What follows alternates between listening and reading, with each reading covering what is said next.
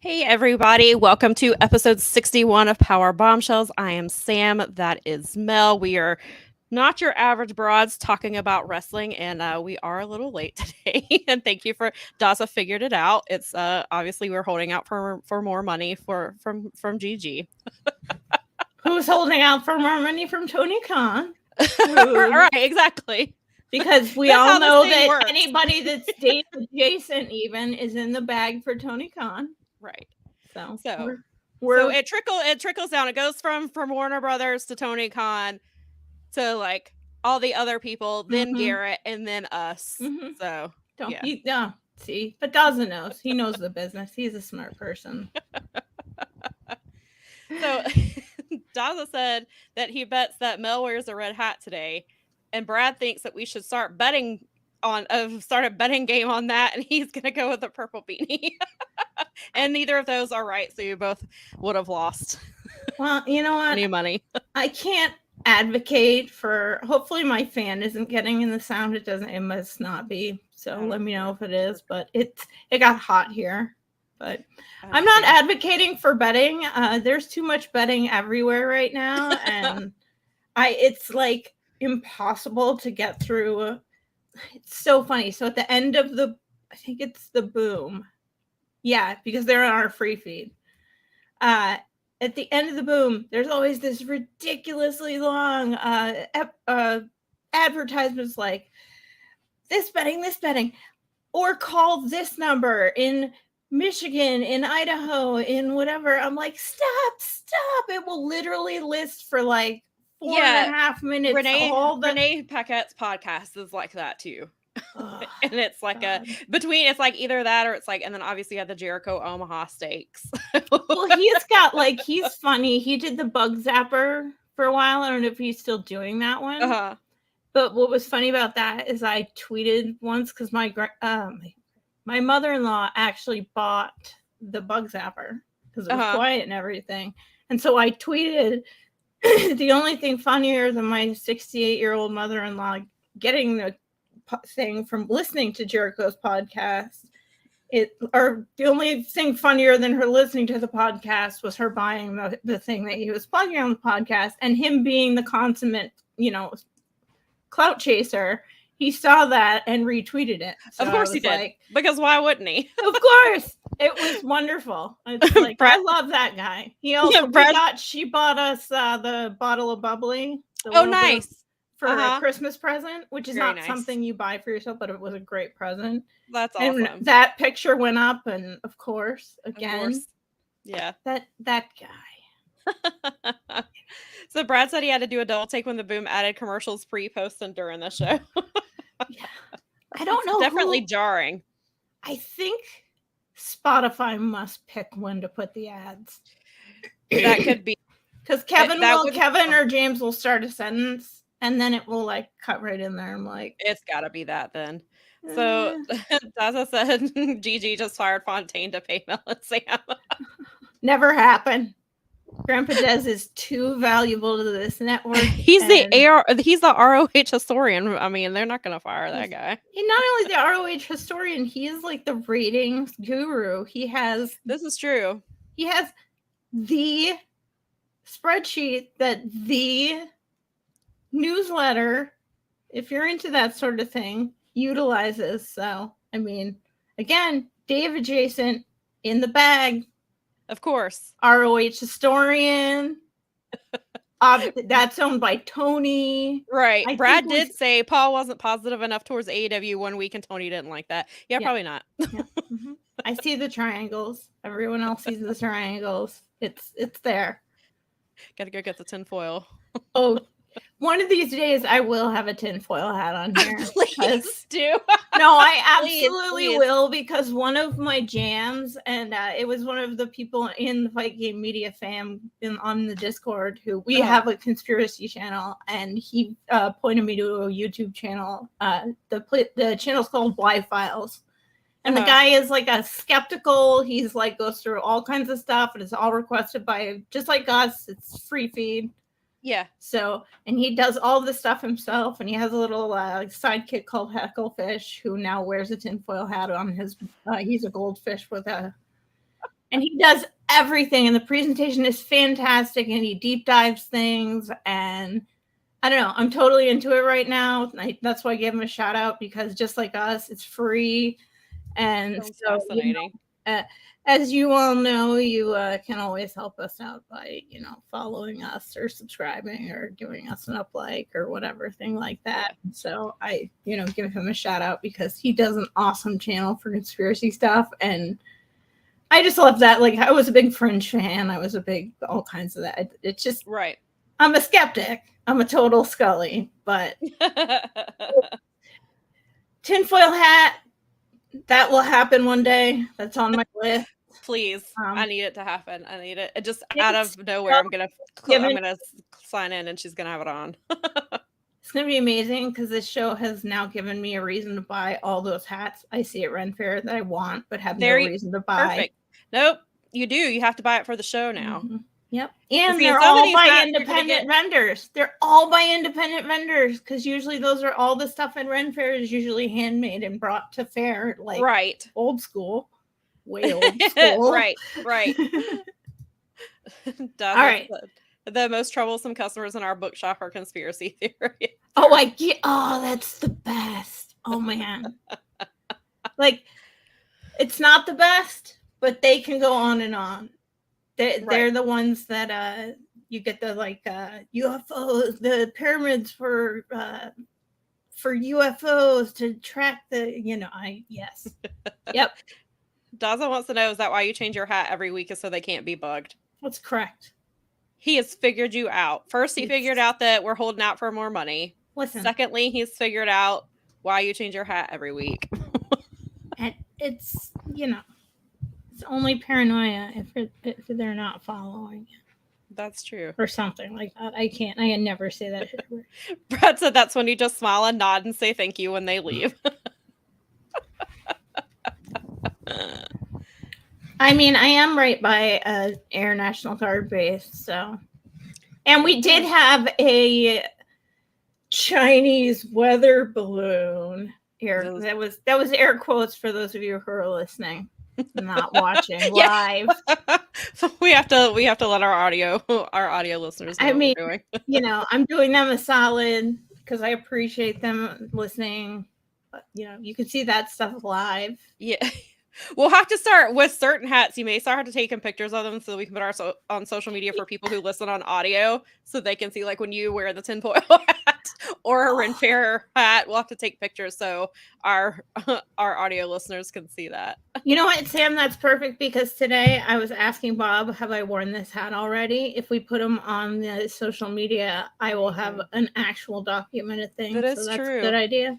So I often take selfies after I record and then post it on social media, my own social media, to be like, hey, we recorded today, and I'll have a link, and it's usually so. And so I was thinking about, because I still have a bunch of them, I was like, I should make a reel of all the different I was like, except for it's probably the same 7 wrestling shirts. Not all of them are black though, so at least there's that. Well, it is what it is. Before we get into everything, I do want to give a quick shout out to Mike and JD, who rebranded. And I haven't had a chance to listen to the entire show, but I did listen to what is up on our YouTube channel. So if you follow, That's it. Are subscribed to our YouTube channel, you will get to see all the free content. That is also a really good way. I've talked about it before. It's a really good way to see what's on our Patreon. Pretty much every single show has a clip, has clips that are posted on the YouTube page, so you can kind of check out what everybody's doing, because it's not just AEW, even though we all obviously are in Tony's bag. All of us. Every single one of us. There's WWE stuff. There's MMA stuff. There's Creed. I think the Creed stuff is up there from where Gigi posted some old stuff that he did about the Creed movies. There's a ton of stuff up there. There's New Japan specific stuff. There's Stardom stuff on Patreon. And so, like I said, clips of that are typically on YouTube as well. And so Mike and JD have 2 clips that went up this week, but one is probably one of the most fascinating things I've heard in a while. They have a current WWE employee who hid behind a mask and used a voice modulator so he couldn't be identified. But he came on their show to talk about Vince being back and like what it's like working for Vince for 20 years and things like that. Like it was just really fascinating insight, and JD and Mike asked some really great questions. Some of the questions really made me laugh. So some of the ones towards the end really popped me. But it's like 26 minutes long or something, but like definitely I would like go out of your way to check that out. It's just a really cool interview that they were able to get. So maybe they are not in AEW's bag because clearly they have a WWE employee on their show. So maybe they're getting that sweet Endeavor money is what they're going to be getting. Here's some Ari Emanuel money for you. Yeah, exactly. Is that how balance it out a little bit? Is that how our show on Fight Game Media, The Wrap, that is all about WWE? That's how Keela and Scott are getting paid. It's gotta be. It's gotta be the way that they keep staying on here. Yeah. I mean, otherwise, how would I? Yeah, because we think that. Because any of us think that hard about it. What I think is cool about that is that those guys are really great together, and I enjoy listening to them. And it's nice that while things are, kind of stagnant with where their show's at, they kind of just transition to something a little more convenient for them and a little bit. I think it's on the free feed, so it's also on the Fight Game Media free feed. And I know it's on Spotify and Apple as well. I guess it is. I listen on Spotify. Yeah, because I saw the links to it, and I will retweet. I've retweeted a couple of things this weekend from the show, and I will retweet it again because definitely I would go check that out. It's just really fascinating to hear. It's one thing to hear like all the rumors and hear like, oh, Vince does this, Vince is an eccentric billionaire, which is all true, but then to hear it from a current employee who like can tell you some of the stuff, and they can tell you like, this was like Vince coming back was like one of the worst, because he like said when he came back, that was one of the worst days in his 20 years in that company.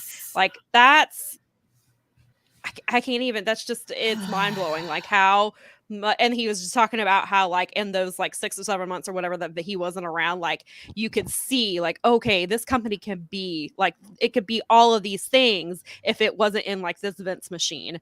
And so I just thought it was really, really fascinating. And I hope the guy doesn't get found out because it's nice to kind of get that perspective. And so like, I definitely would recommend going to check that out. I'm definitely going to. Because yeah, I want to check out the whole show, but those 2 clips are up on because the other clip is about CM Punk imminent return, because obviously that's the hot topic right now. But just to have, the other one, I would with the WWE employee, I would definitely go check that out.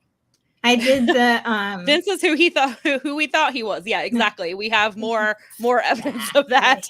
He's exactly who we thought he was. When someone tells you who they are, believe them. Right. Yes. Them. It's I like our free feed is a lot of fun. I only got to, so I have a rotation. I obviously do, but I only usually do Observer Radio. I don't do Observer Live as much, except for Jim Valley on Saturdays at 1, because it's Jim Valley. Sure. Yeah, of course. I mean, I don't need to say anything else. No. Jim Valley. We love Jim Valley. We do. And then I also have the Dynamite show and the Boom that I usually listen to. And then when I am caught up there is when I get with everyone else. And I just got to the Dynamite show yesterday, and I had a weird week. So I'm getting there, JD and Mike. It was my cousin's birthday, and I was trying to run around to do things, but I understand how that goes. Yeah. Plus taxes and bullshit. And, yeah. My God, adulting is so stupid. It is stupid. I just want to watch wrestling all the time. Me too.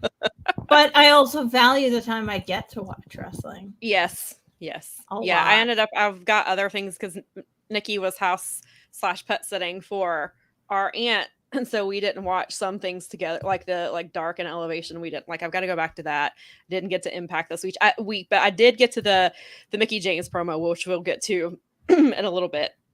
But yeah. So, and then last night she came home, and we probably should have watched those things, but then we watched GCW instead. I was like, oh, hey, GCW is on. Why don't we watch that? And we were like, okay. And it was a good show. It was fun. I enjoyed it. I got a couple destroyers out of it, which is always nice. I got to see Mance not wrestle Enzo. He got to wrestle somebody else. That's awesome. Because that's what he's doing in MLW most of the time. So but yeah, many it was a good wins. Show. Yeah, right. And I got Thrusty was over there. I got Nick Gage was on commentary, and Nick Gage on commentary, he's so delightful. And he was just talking about like there's a guy that's going to be on the show on today's show that they're having this afternoon, and he was just like putting that guy over, and he just was like putting over two of the tag teams. I'd never seen them before, and he was like, oh man, they're really great. Like he's really fun on commentary. He's really he knows his stuff, and he was talking about Masha because he said that was the first time he'd ever been, I think he said, choked out by a woman or something like that. He was like talking about how tough she was, and he's really good. And then it was really cool because he told people, because they were using light tubes in the main event. It was a hard, well, I guess it was still technically a death match. It was, those are not really my thing, but I watched it anyway. But he was talking about how like they always said like light tubes can cause cancer and stuff, and he was like, I have been lucky that I'm clean. He was like, but make sure you get checked every single year. He was like, you have to take care of your health. And I was just like, look at Nick Gage telling people to go get their cancer screenings and make sure they're taking care of themselves. Hey, it's good for him. He has a certain kind of life. That's his choice. It doesn't mean that he doesn't care about humanity. Right, exactly. That's right on. Yeah, Brad said, did you see the picture of Nick Gage with his new teeth and his puppy? The most wholesome picture ever. I did. And oh my God, Jelly is the cutest little dog. And then it's so funny to see Nick, because his other dog is real tiny. He has a small dog too. So it's so funny to see him walk around with this little tiny dog. And then, yeah, but he got some new teeth and he looks great. And I did see that, and it was very wholesome. Yeah. He said he called Roderick a dumbass. He did call him a dumbass because Roderick wrestled Masha. I like that Masha. She's awesome. She's a pretty cool girl. I like the Bloodsport hardcore Masha. The problem, the problem. Yeah. Yes. She's like, she's Masha's very cool. Yeah, and she's they're gearing up, like I don't know when it's going to happen, but they're hinting at her versus Blake Christian, and Blake Christian in GCW is a heel. It was completely different than ROH Blake Christian. But he just comes out there, and just like last night, he came out and he got a chair and sat down and was like watching her match to kind of like get into her head and stuff. And she was like talking trash to him from the ring and stuff. It was great. So I can't wait for that match to happen whenever it does. But yeah, so GCW's got some cool stuff happening over there. I like that you guys picked what you felt like, because sometimes you just gotta go with like what you feel. Yeah, and then we were watching it, and I was like, oh my God, I was like, impulse watch. Yeah, it was an impulse watch. And I told and I was like, we were watching, I was like, we still have 4 shows from the collective that we have not gotten to. I was like, we should be watching. Good Lord. Fight for the culture. So then last night I went through and saw I went and looked at the times of each show, and like I think Fight for the Culture is like just under 2 hours, and there's a couple that are just over 2 hours, and one's like almost 3. I think DDT x GCW, I think that one's close to 3 hours, but I was like, we've got to start figuring our schedule out to get these in. Brad said GCW Blake would hurt ROH Blake very badly. He would. Too bad can't like fight themselves. Yes. Oh well. Maybe in the next generation of wrestling. Maybe. We'll have Oculus wrestling or whatever. Right. Virtual wrestling. Oh God, can you imagine? Lord. I can, but it's too I don't much. Want to. It's too much. It's too far. Thing that we have to put our There's so much stuff that like, I mean, we're wrestling nerds, obviously, so we don't just watch like a show and kind of walk away. We're like all week long. We're like every day. And like last night, I was not even watching because I'm gonna watch the Collision shows when it gets to World. But I was following along in my timeline because Brad was watching it. I had a friend who was there, and then I follow Fight, so like it was coming up in my timeline. So I was seeing things at like in real time as they were happening. Like I know who the new Bullet Club member is. I know about what happened in the tag team match, and I think pretty much everything that happened last night. So I will. I read the results for on FRW this morning, and then because I just wanted to. I'm waiting for it to come. And I was gonna watch. World. I need to watch it because I've got 2 shows coming up, and one is not that far away. It's downtown, no big deal. Like whatever. But one is in Toronto, and there's a drive involved, and it's like I'm gonna have to temper my wrestling stuff. Sure, I get it. Gotta pick and choose right now. Yeah, so, definitely. But there's too much. I was mad because last night. I was gonna watch the pre-show for Collision because I was gonna watch. It was TMDK versus West Coast Wrecking Crew, and by the time because I forgot I had been writing, and so by the time I got ready or had turned it on, the match had already happened. I was like, damn it! But I can watch the replay, so I'll definitely catch that because I love both of those teams. I really want to see ZSJ and Filthy Tom. Me too. So that is like my jam. That's look at that. That's perfect timing. I didn't even ZSJ was a beautiful masterpiece. I bet it was. I don't know if I should tell you. Well, I retweeted it, but Brad told me what the name of the move is that Zach used to beat Filthy Tom with. Tell me. It is I want to make sure I got it right, so let me pull it up, or he might have it. Do I need to chat before I can get to it? No, it's right here. It's hang on. I think I had it. Yeah, it's the Wake Me Up Before You Go, because obviously their feud has been around George Michael. Yes, that is a thing in 2022/2023. There is a wrestling feud around George Michael. George Michael comes to talk to ZSJ in his dream space. Sometimes he couldn't find him for a while because George Michael was hanging out with Prince, and he was too busy with Prince and could not help Zach, which is totally understandable. I mean, it's Prince. If Prince wants your attention, you have to go to Prince. You go to Prince. Sorry, ZSJ. You're gonna have to cut promos about Brexit for a little while, which is totally awesome. Love that guy. Love him so much. He's so great. He is. And then we're huge Filthy Tom fans as well. So this I can't wait for that. There's all the matches look good, but that was I heard I've heard a lot. Not just I saw obviously Brad talking about it. I saw a few other people who were talking about it and talked about how great it was. And I hear But of course it was gonna be good. Of course it was. Of course. And because it's in that 15-minute time frame, which perfect. Yeah, which we love. We're big fans of the TV title here at Powerbombshells. That as much as again we all want to see the epic feud Danielson thing, they might be able to pull off the TV title at Forbidden Door and just want it. I want to see what they can do in 15 minutes. In a way, it's a good way to build to the big one. I think so. They could have the big one.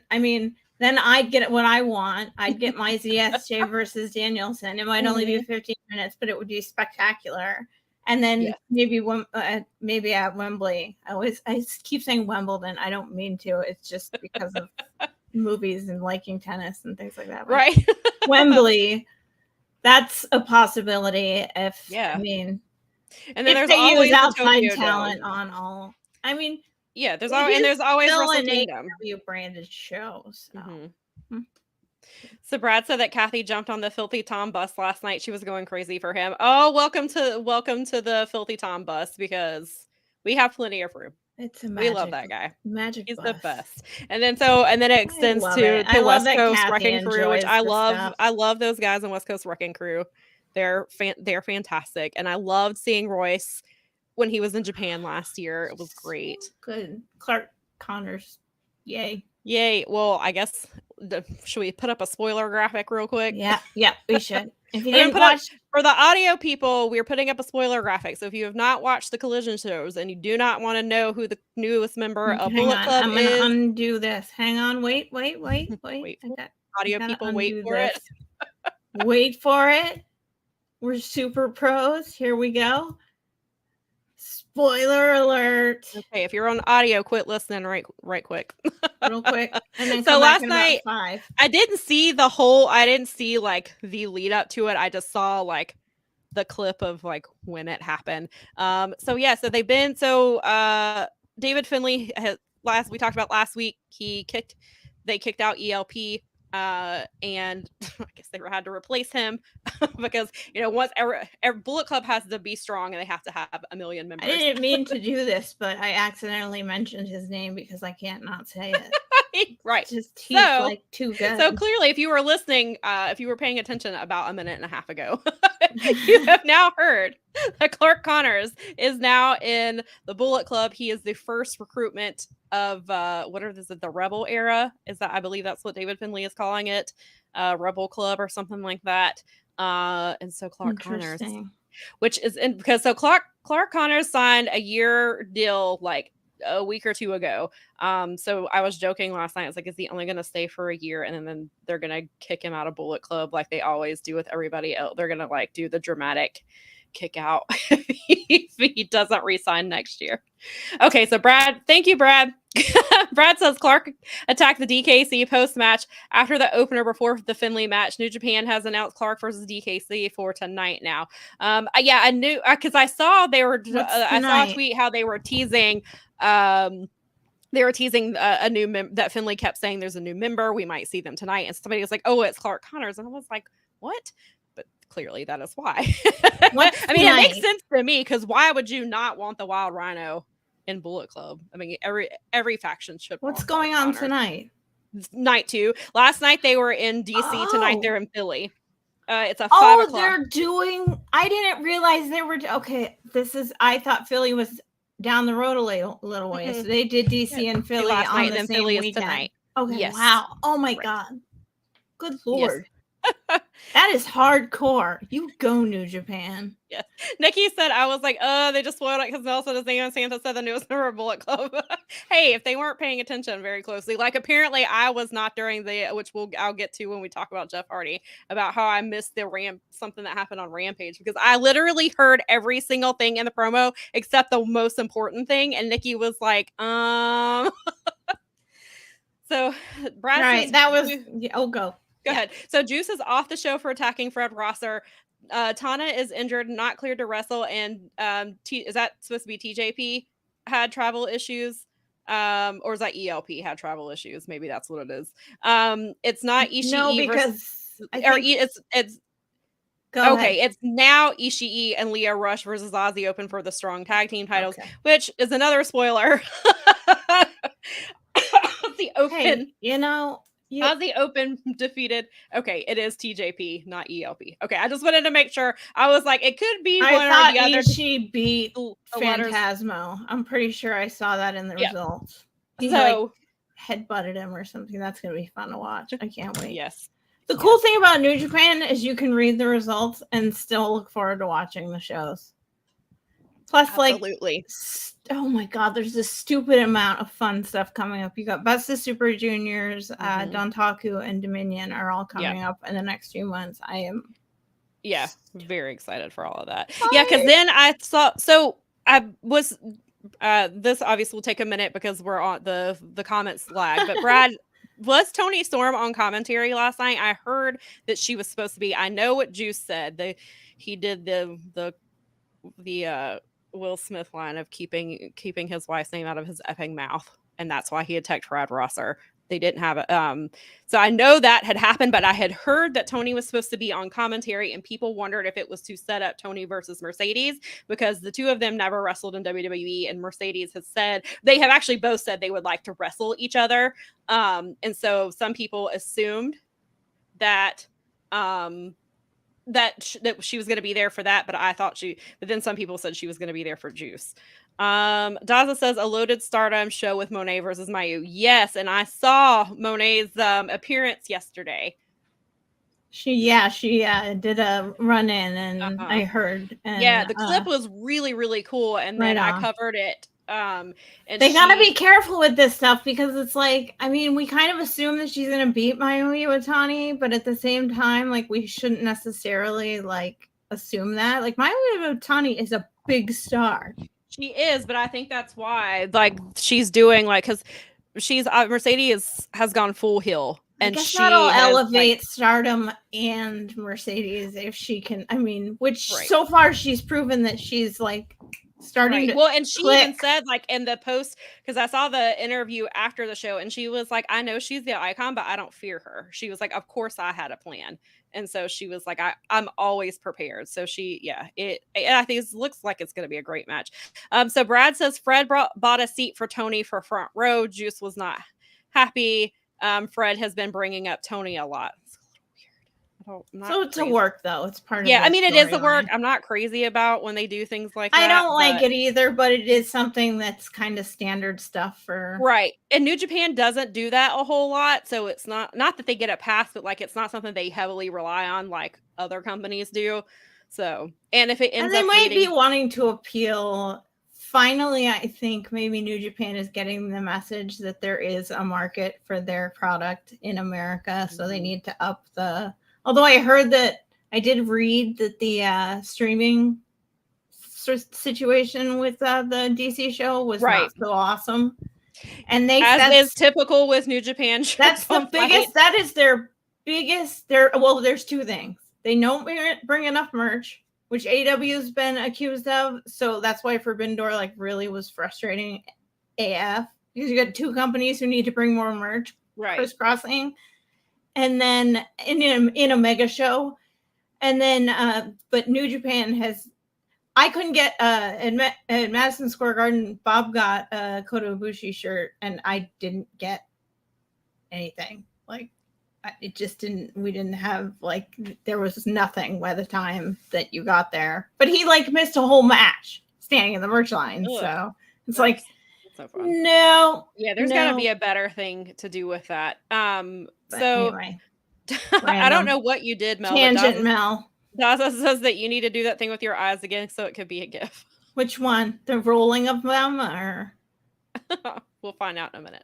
We'll figure Brad it out. says that Veda Scott was on commentary with Ian and Alex last night. Cool. She was so great. I heard that she did an incredible job. And Veda, she is so good at commentary. Too. And every time I hear her, she gets better. And you can tell she puts so much work into what she does. I really, really enjoy what she's doing. And I hope New Japan utilizes her more often.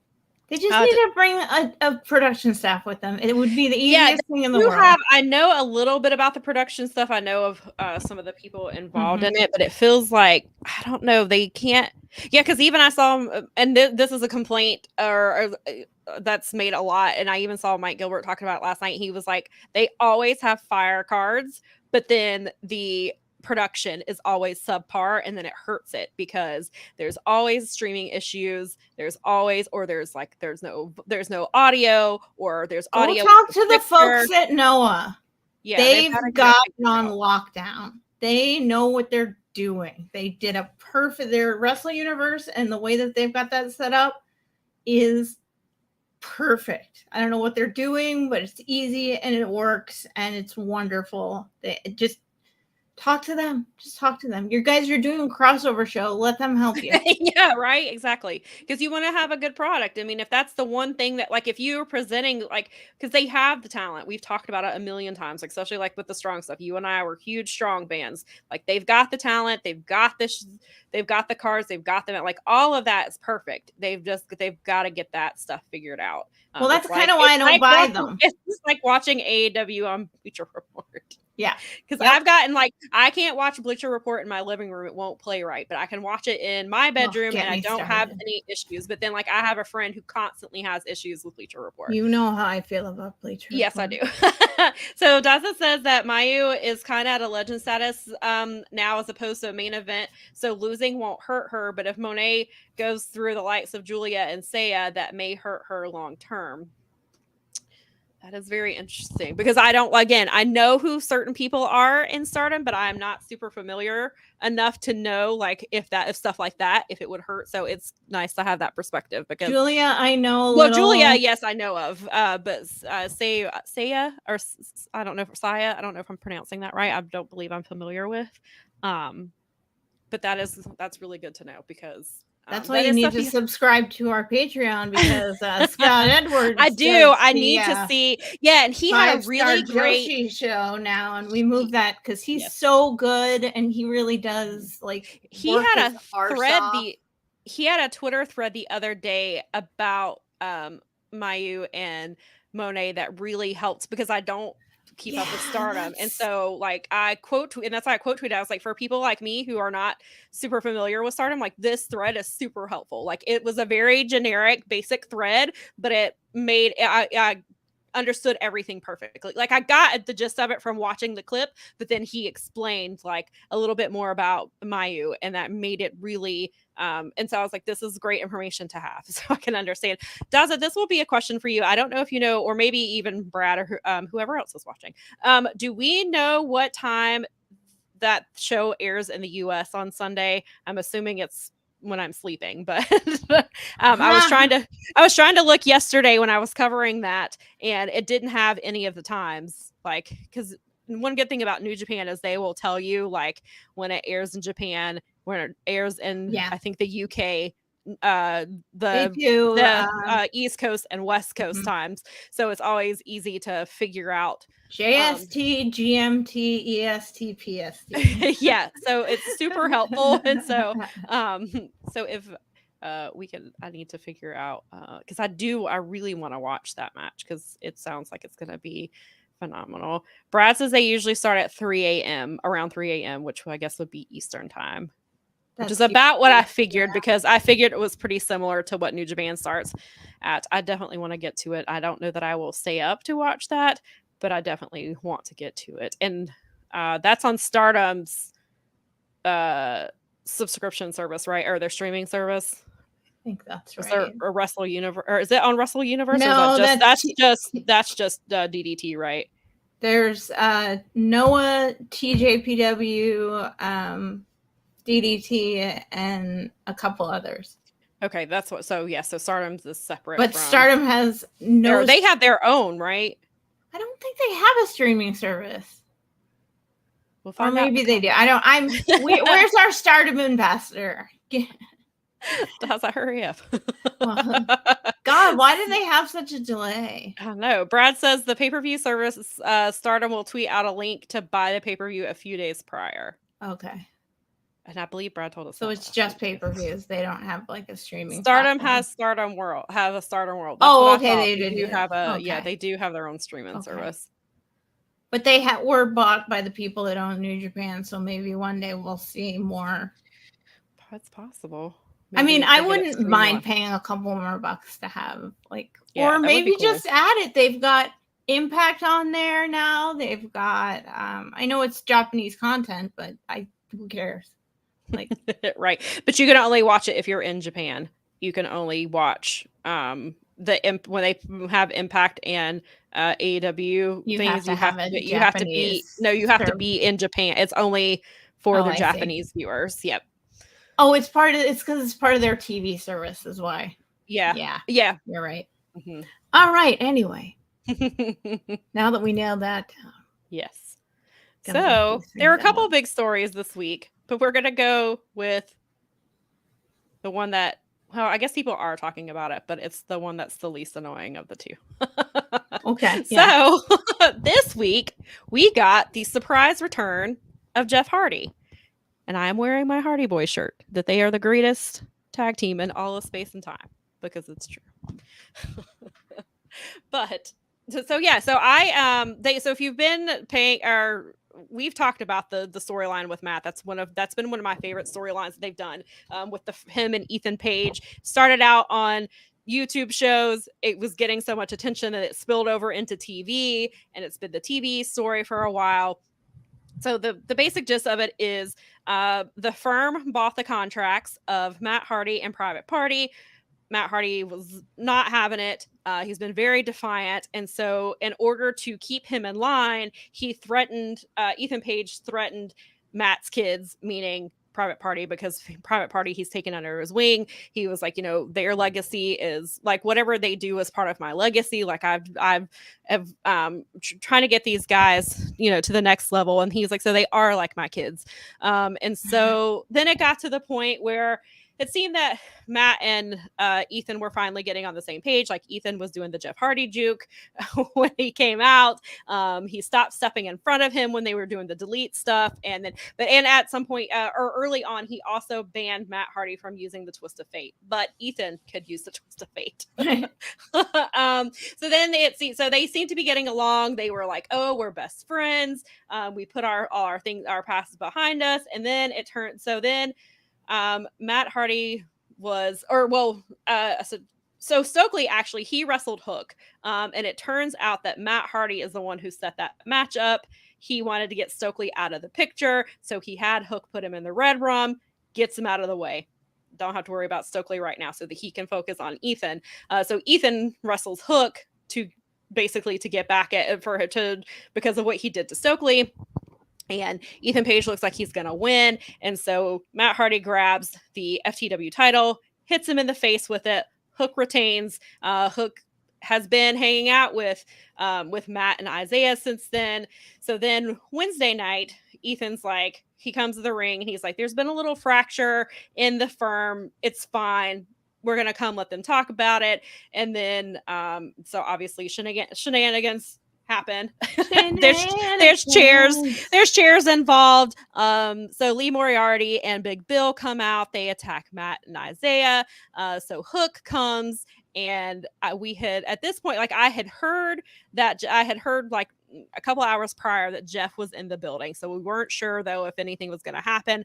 Clearly that set up. We hear Jeff Hardy's music. Jeff does not juke on the ramp. He actually just comes running straight down this time. He has a chair with his face painted on it, and he hit Lee. And Lee Moriarty is talking about how he's like, that man hit me in the face with a chair that had his face on it. So Jeff comes out, and so Jeff Hardy is back. He did have eye surgery recently, but I was listening to a little bit of Matt's podcast a few days ago. He got cleared at the end of last week. He said that he can see evenly out of both eyes. He does still have some blood in it. So he will, but it sounds like he's cleared to wrestle. I had heard one thing that he was only going to be doing some non-wrestling things, but it looks like from what Matt says, he has been cleared to wrestle. And so it's really nice. The fans just gave him a really, like, Jeff looked super emotional when the fans, like, they welcomed him back, and you could hear it was interesting because they were getting ready to play the Kenny Omega, the little vignette that he shot about Don Callis. And before it started, you could hear welcome back chants so loud that you couldn't hear Kenny talking at the beginning, and they had to cut the audio so that you could hear what Kenny was saying. And so I just thought that was really cool. And it was cool to see, like, when I went back and watched the clip, Jeff is standing up on the top turnbuckle and Matt is crouched down, and he just has this giant smile on his face. Like, he looks so happy for his brother. And so Matt, of course, was talking about how how Jeff has been putting in the work for the last 10 months. And he was like, I don't want you to take my word for it or anybody else's word for it. I'm not going to vouch for my brother. Watch his actions, watch his behavior, and listen to his words, and you will see that he has changed and that he is trying to get his shit together for the last time. Like, he was like, he has put in so much work. I have watched him. He's like, I can't even tell you how much, but he was like, I want you to see it for yourselves. And he was like, and he will make you a believer if that's what you need to believe that Jeff has changed. And so he looked really great. He looked really healthy.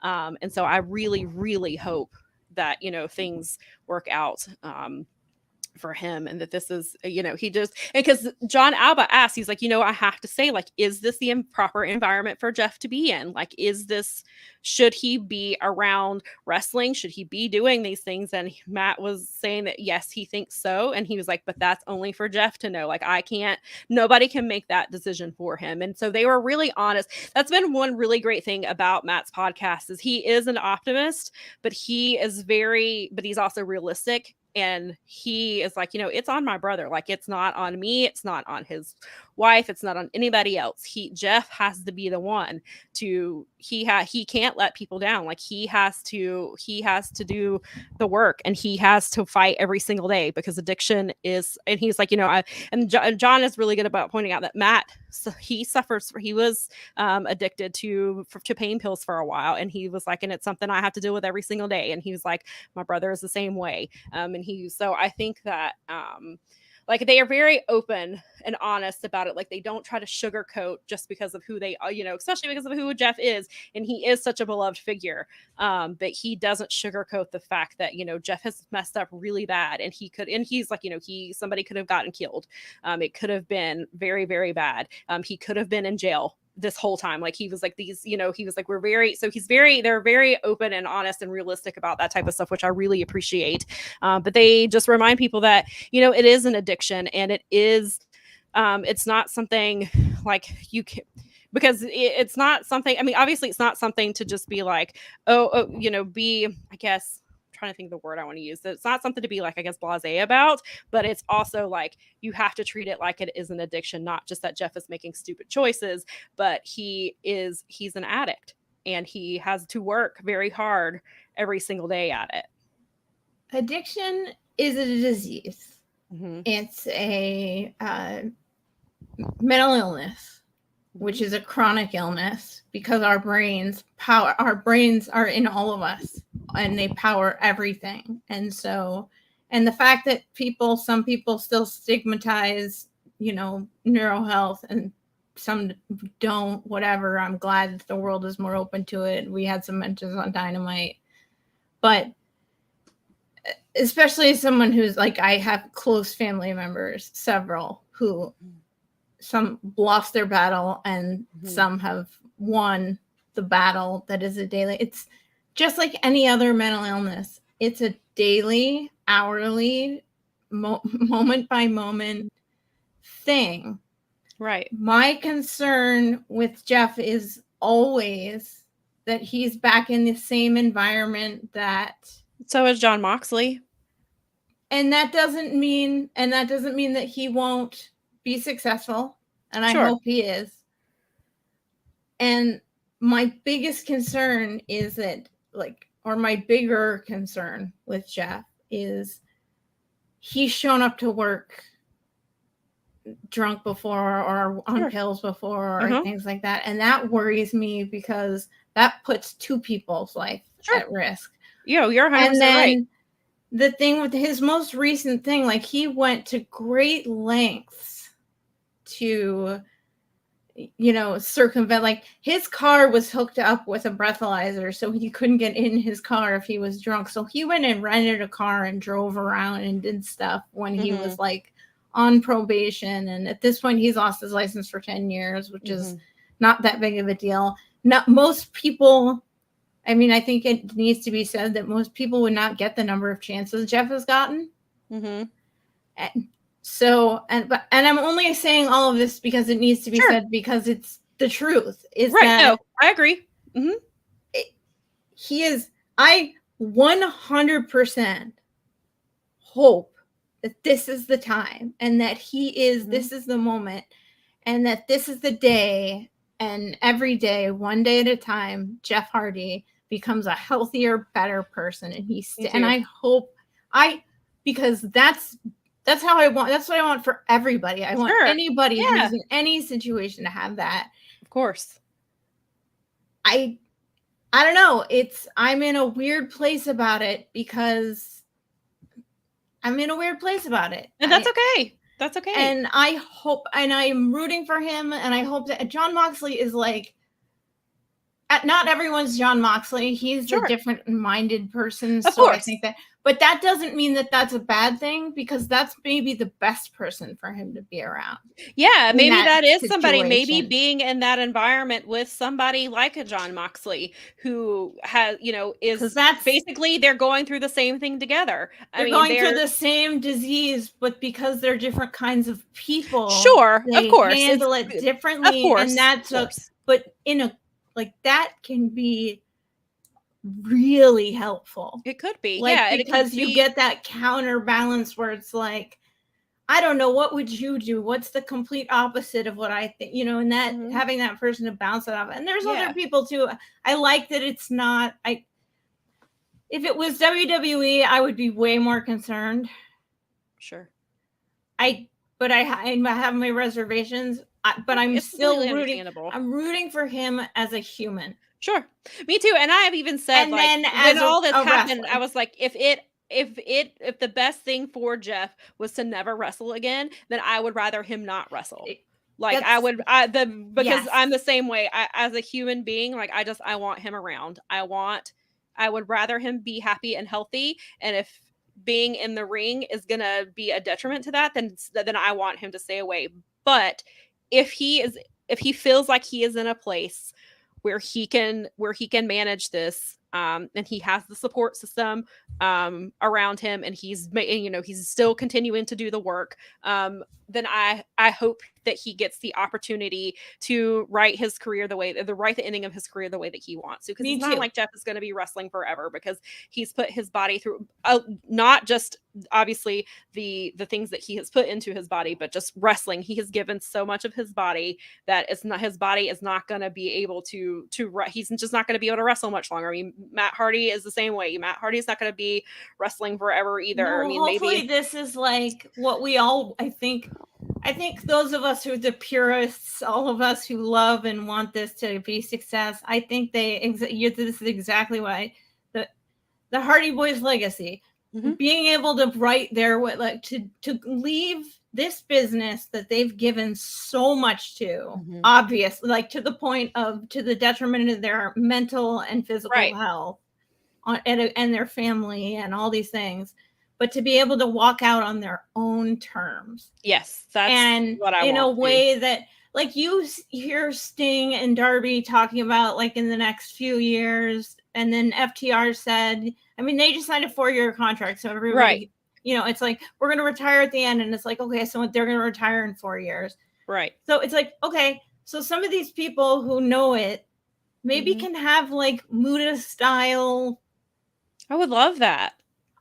They should follow, and I think maybe Tony, not everybody gets to go out on their own terms. I mean, look at Edge. Like, we thought Edge would never come back, and we thought even Saraya and things like that. So and go ahead. I didn't mean to cut you off. Go ahead with what you were saying. Just to sort of like put a pin in it, is just the idea is that I hope that this works, because this will allow them to be like, they can take off their boots and leave them in the ring and do their thing on and it'll be great. And hopefully they can do it like maybe as a tour or a thing like Muda did, where he kind of bounced around and got this. And I mean, that'd be perfect. It'd be the perfect. Matt Hardy's going to retire in all of his different characters.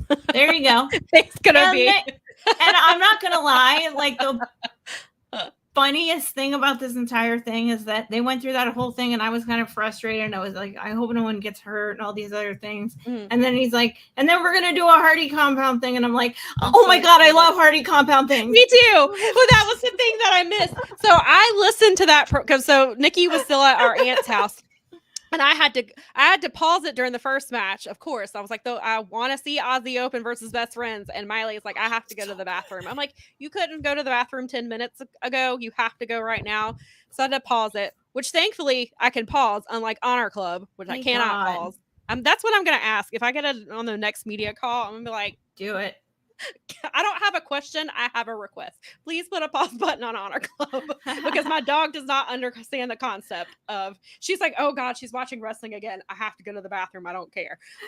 So I had to pause it, take her to the bathroom. And Nikki was like, there's 2 things that I want you to see. And she was like, let me know when you get to them. And so Matt Hardy, so I listened to the entire thing. Like, I heard literally everything Jeff and Matt said, but I did not hear Hardy compound. Because I started talking about something, because I texted her about something else, and she was like, did you not hear them say Hardy compound? And I was like, what?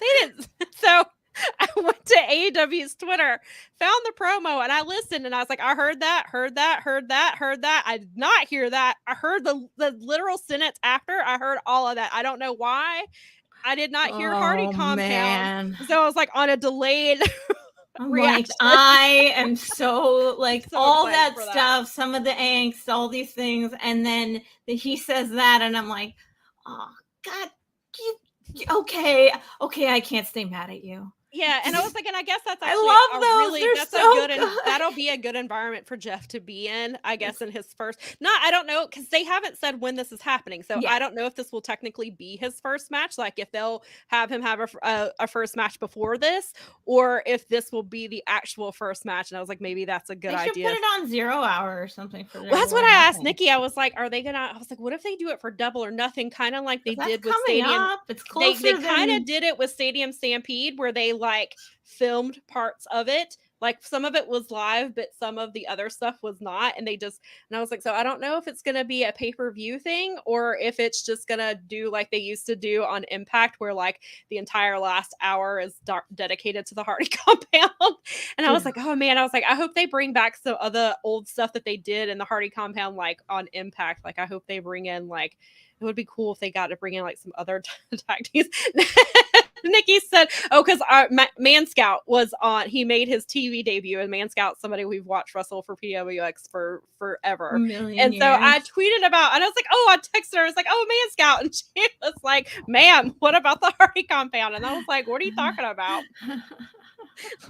I love that she's here to back this stuff up. Thank you, Nikki. It's awesome.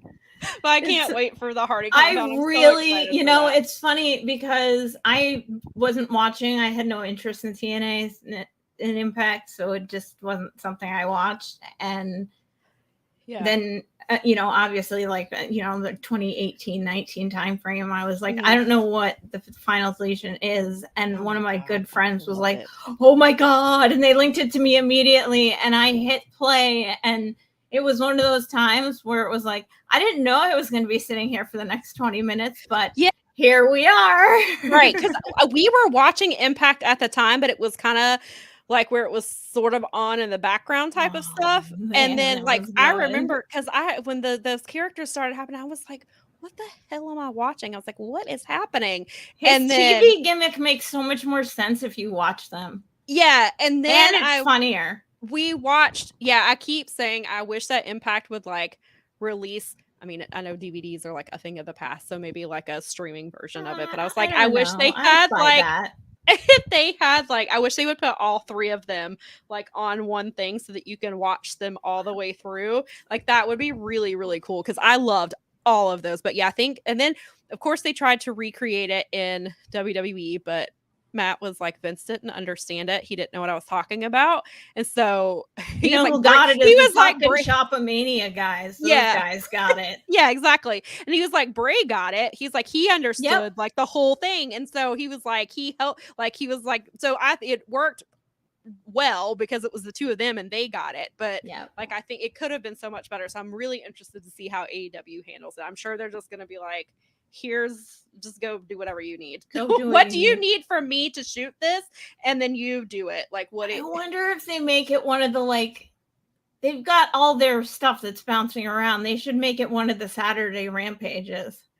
That would be cool. Oh yeah, they could do, because that's a good way to draw people to the show, or at least do the entire remind them to DVR. Show. Just the whole thing can be if it's an hour-long show, just dedicate the whole hour to the Hardy compound, or at least a good chunk of it. I mean, 2 undercard matches from something or whatever, and maybe tack on some. And you don't even need a main event; that can be the main event. Have like then they could bring back. Like I hope they bring. They tape that stuff on the shows anyway, so they can tape like 3 matches that lead into it and just let that close it. Oh god, and that's gonna be 42 minutes on they did they did sort of because Brassa didn't they do a Hardy compound match previously against Inner Circle. It was like a version of it. It was that's right, that was because that's where was that on the TV or was that on the YouTube?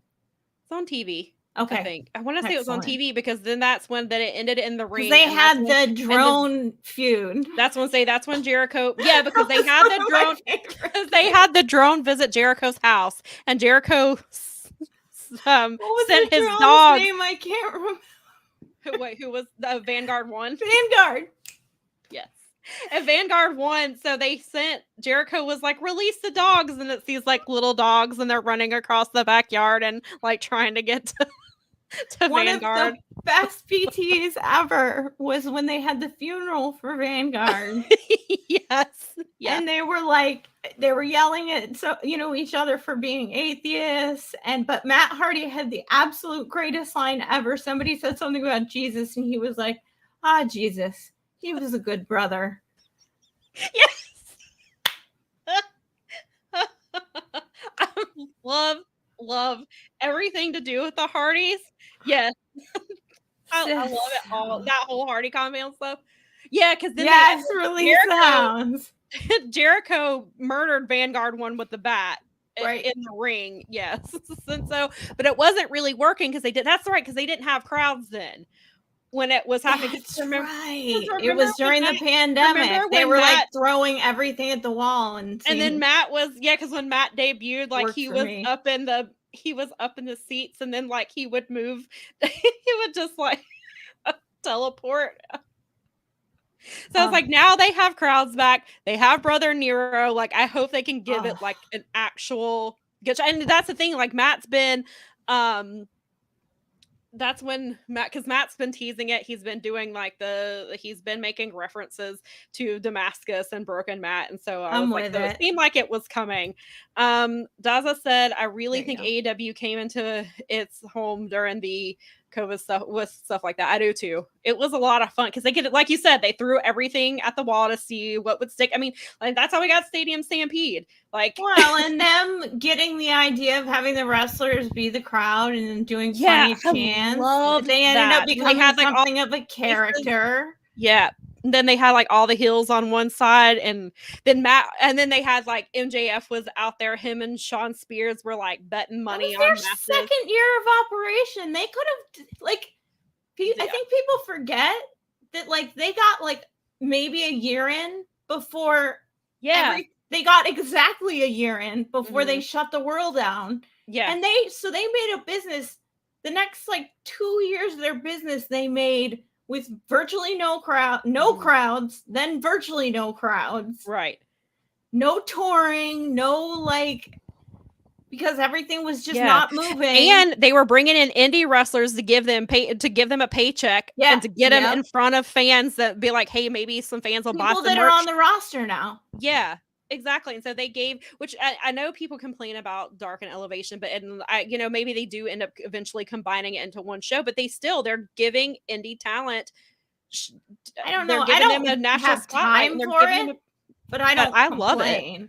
Yeah, and sometimes it's cool because I get to hear like people's names that I've heard, but I haven't seen them wrestle before, and so I see them like I'm like, oh, I know who that. And then of course there's people that I know who wrestle here, and I'm like, look, now everybody can see him. Like here's Lucky Ali. This is who I've been talking about. Like look, here he is. Definitely. Here's Alexander Moss. Like here's Caleb Conley. Like here's all these things. So they have like 1 million subscribers on their YouTube or some silly thing. Like I'm glad that those people are getting a platform, and I do tune in. Like again, like when Jeff the other week he was like, oh, Shaft is going to be on there. It was like, right. I ended up watching that whole episode because if I have time and a reason, I do enjoy it. It's just, unfortunately, it ends up in the C pile, as it were, because there's too much. Completely understandable. There's a lot on it. So now maybe, there has been talk about combining Dark and Elevation because of the Saturday stuff. And so we'll go over here to the comments because Daza said honestly that's when he became a fan of AEW was because they went above and beyond to entertain. They really did. And he said Billy Gunn as a member of the crowd was better working half the roster in the ring. And that's when Austin Gunn was out there and he would wear Sheeta's like robe and he would grab her kendo stick and like would wear it during her matches and stuff.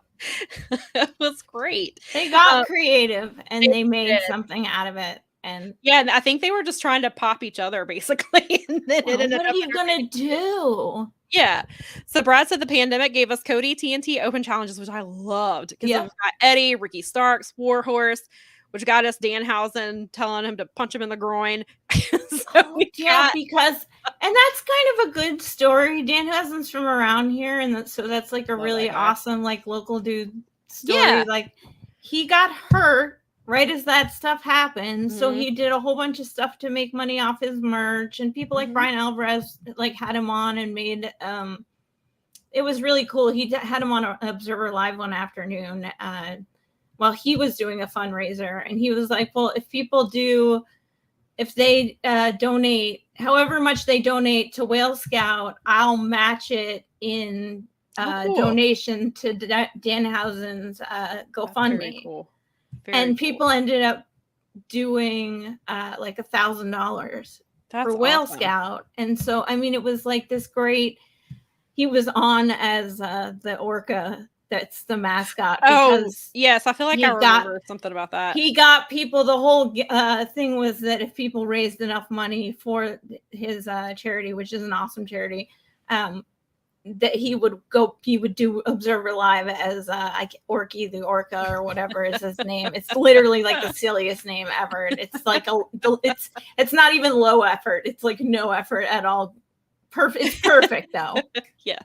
Yeah, and so Brad said, yeah, the Hillside MJF was placing bets when he was in the crowd. Yeah, him and Sean Spears were over there. And I do want to scroll back to this because we were having a conversation, but Brad did give us some breaking news. Tanahashi just announced on Twitter he went to the hospital and has a broken rib. Oh no. That sucks. I hate that for him.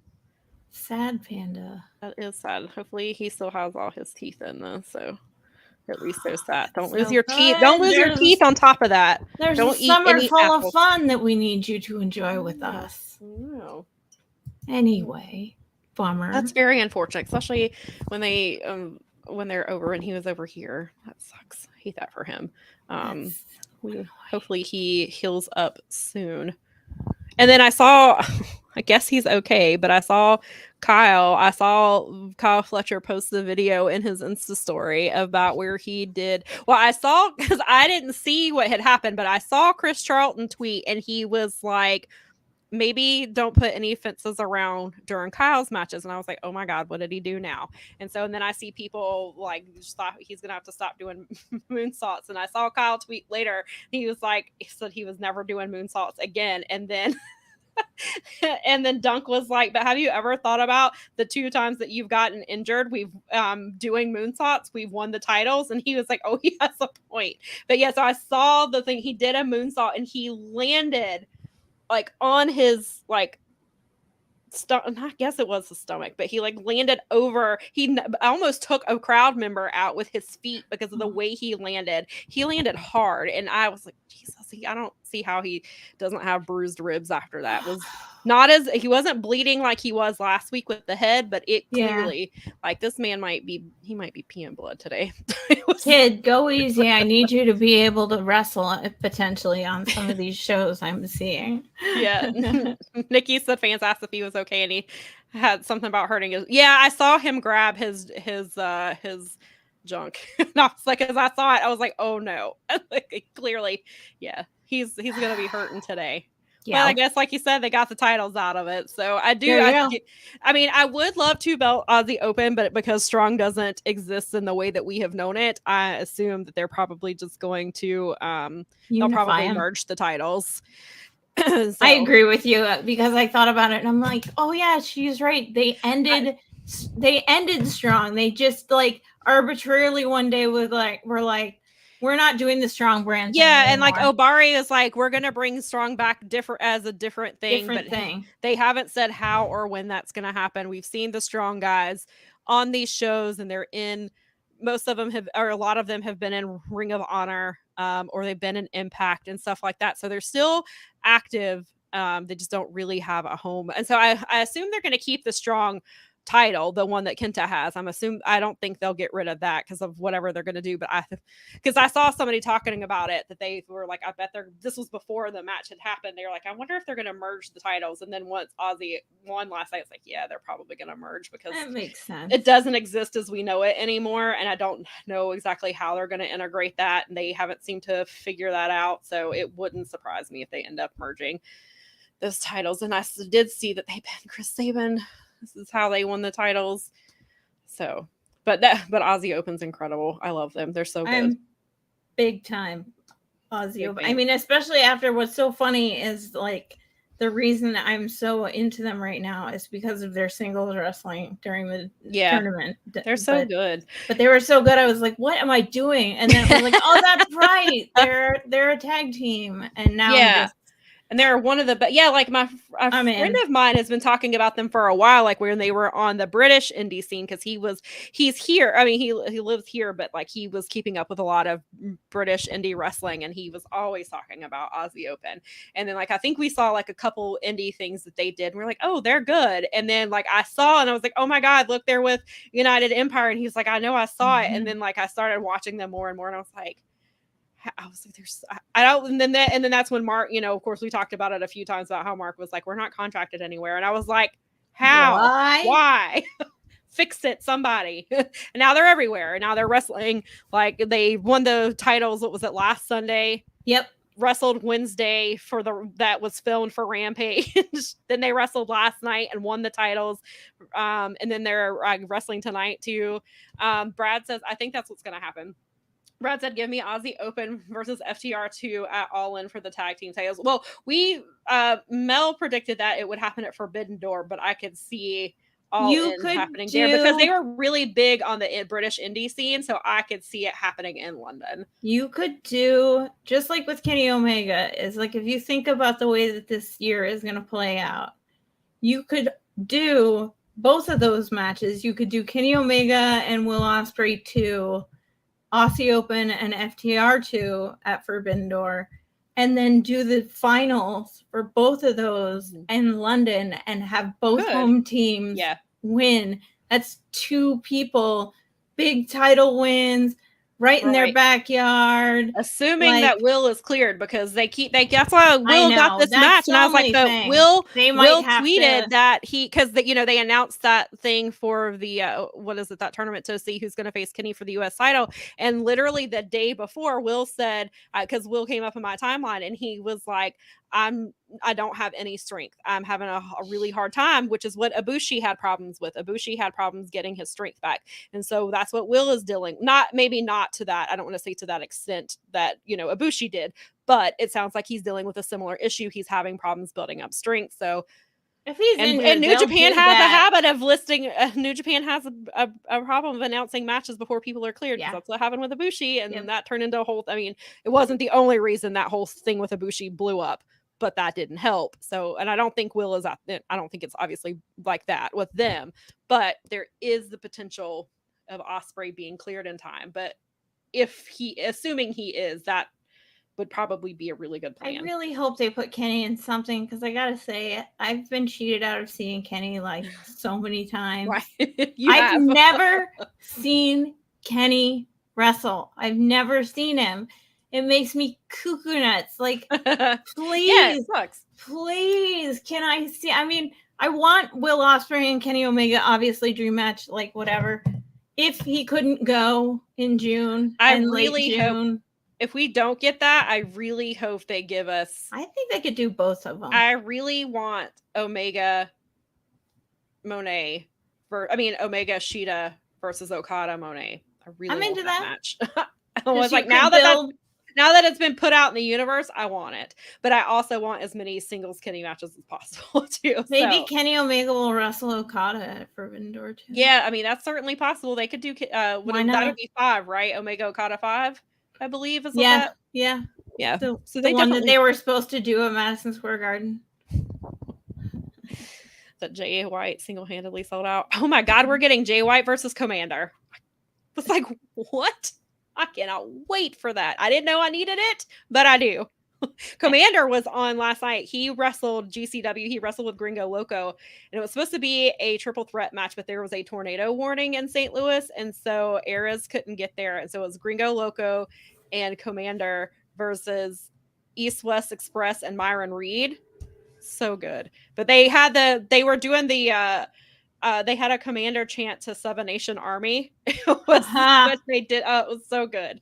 I was like, I cannot wait for Commander. And then we've got Vikingo versus Dralistico is happening on Rampage. Like, I was like, oh my God, I have so much. So Sam has no any of those people fatigue at all. No, and no, the people that are complaining about it can just I don't know who they're talking to. Luckily, I'm not seeing that, and so I hope I don't, because I don't need that negativity in my life. Yeah, right. So I don't need that. So we will. We have the tornado weather potentially on its way. They were saying that we could have a thunderstorm around 2, which is obviously would be in the show, but then it got moved. It was like, now it's just we may get some rain. It's been like super warm here, and it's supposed to drop down to like 40. So. That's what happened to us like a week and a half ago. It was like in the 80s, and then it dropped down to the 40s for a few days, and then it rained a lot, and so. Yeah, that tends to create tornado. Like, it's really flat here in the middle of the country. I'm not used to it because I grew up on the coast, but it's pretty flat here. It's and tornadoes are like, ooh, trailer parks and livestock. No. Totally flying cows. Yeah. So Brad says those are my go-to gifts in my brain. So Brad says Tony has booked more AAA Mega Championship matches for Vikingo in 1 month than AAA has done in a year. I mean, And it's crazy because I guess GCW won't let, if not GCW, AAA is not letting GCW book title matches. So Vikingo has not been having title matches in GCW. And so we're getting over their BS with we're getting into does anybody know the contract statuses of Commander and Vikingo for AAA? I mean, I'm sure AAA is going to make it difficult for them to leave like they did with I think they have a long time to go. Hard for the Lucha Brothers to get out of their contracts a few years ago, and then that's when Penta wasn't like that for a while. Penta couldn't use his I remember AAA is a bunch of that stuff. So I was curious because I was like, I wonder if they're gonna make it harder for them to leave because they see that, like, if Tony Khan could sign them 2 days ago, he would have. So I think that they're going to make it difficult, but I was curious what their contract status was. And then Vikingo versus Commander is happening in GCW next Saturday, not for the AAA title. And that match was booked, as I've mentioned before, that match was booked before it happened in AEW, but AEW made it for the title. So, but who cares? I would watch that match 28 times. I don't care. That was like, oh, I've seen it. I'll see it again. And it's in GCW, and they can do a little bit more than they can probably get away with in Ring of Honor. So Brad said he thinks that Dave said that Vikingo is still under contract, but was not sure about Commander. Well, if Commander is a free agent, then somebody better sign him immediately because he's out here killing it. And so we will, since we've mentioned a little bit of ROH, we'll just transition right into that. Because speaking of GCW people, I saw that Gringo Loco filmed a match for Ring of Honor, and I think it's Commander, right? I believe that's who he's wrestling. Yes, it is Commander, because that's the match I saw in January when GCW was here. That was the main event. It was not for the AAA title, but it was I'm sorry, it was Vikingo, not Commander. Vikingo versus Gringo Loco is who I saw in January, and that's the match we're getting on ROH. I assume it's going to be this week's episode. If you've not seen Gringo, look, Vikingo and Commander, I will talk about all day. I love them. But if you have not seen Gringo Loco before, he is called the base god for a reason. Like, he is such a good base for these people to do these insane moves. And Gringo Loco is great. I love that guy. And so I'm really excited that he's going to be, when I saw that he that they filmed a match for Ring of Honor. And like I said, I think it'll be this week. So the big story that came out of ROH this week, we finally heard from Eddie Kingston, who we have not heard from since he lost to Claudio at Supercard of Honor. And it turns out Eddie is injured. He's had a hernia, but didn't know it was a hernia until recently. But he's been dealing with a hernia since September. No. And Claudio, he said, I should have pulled the article up so I'd have the exact quote, because I quoted it in my article about how he said that Claudio, basically, he pressed on it and it made it feel like his balls went up into his stomach. Is what he said. And he said that he's probably going to need surgery. Oh. So I guess in hindsight, it's probably a good thing that Eddie did not end up winning the title, because he probably wouldn't have been able to defend it. He probably would have had to relinquish it pretty much immediately. So I was like, I guess it's ridiculously common in dudes.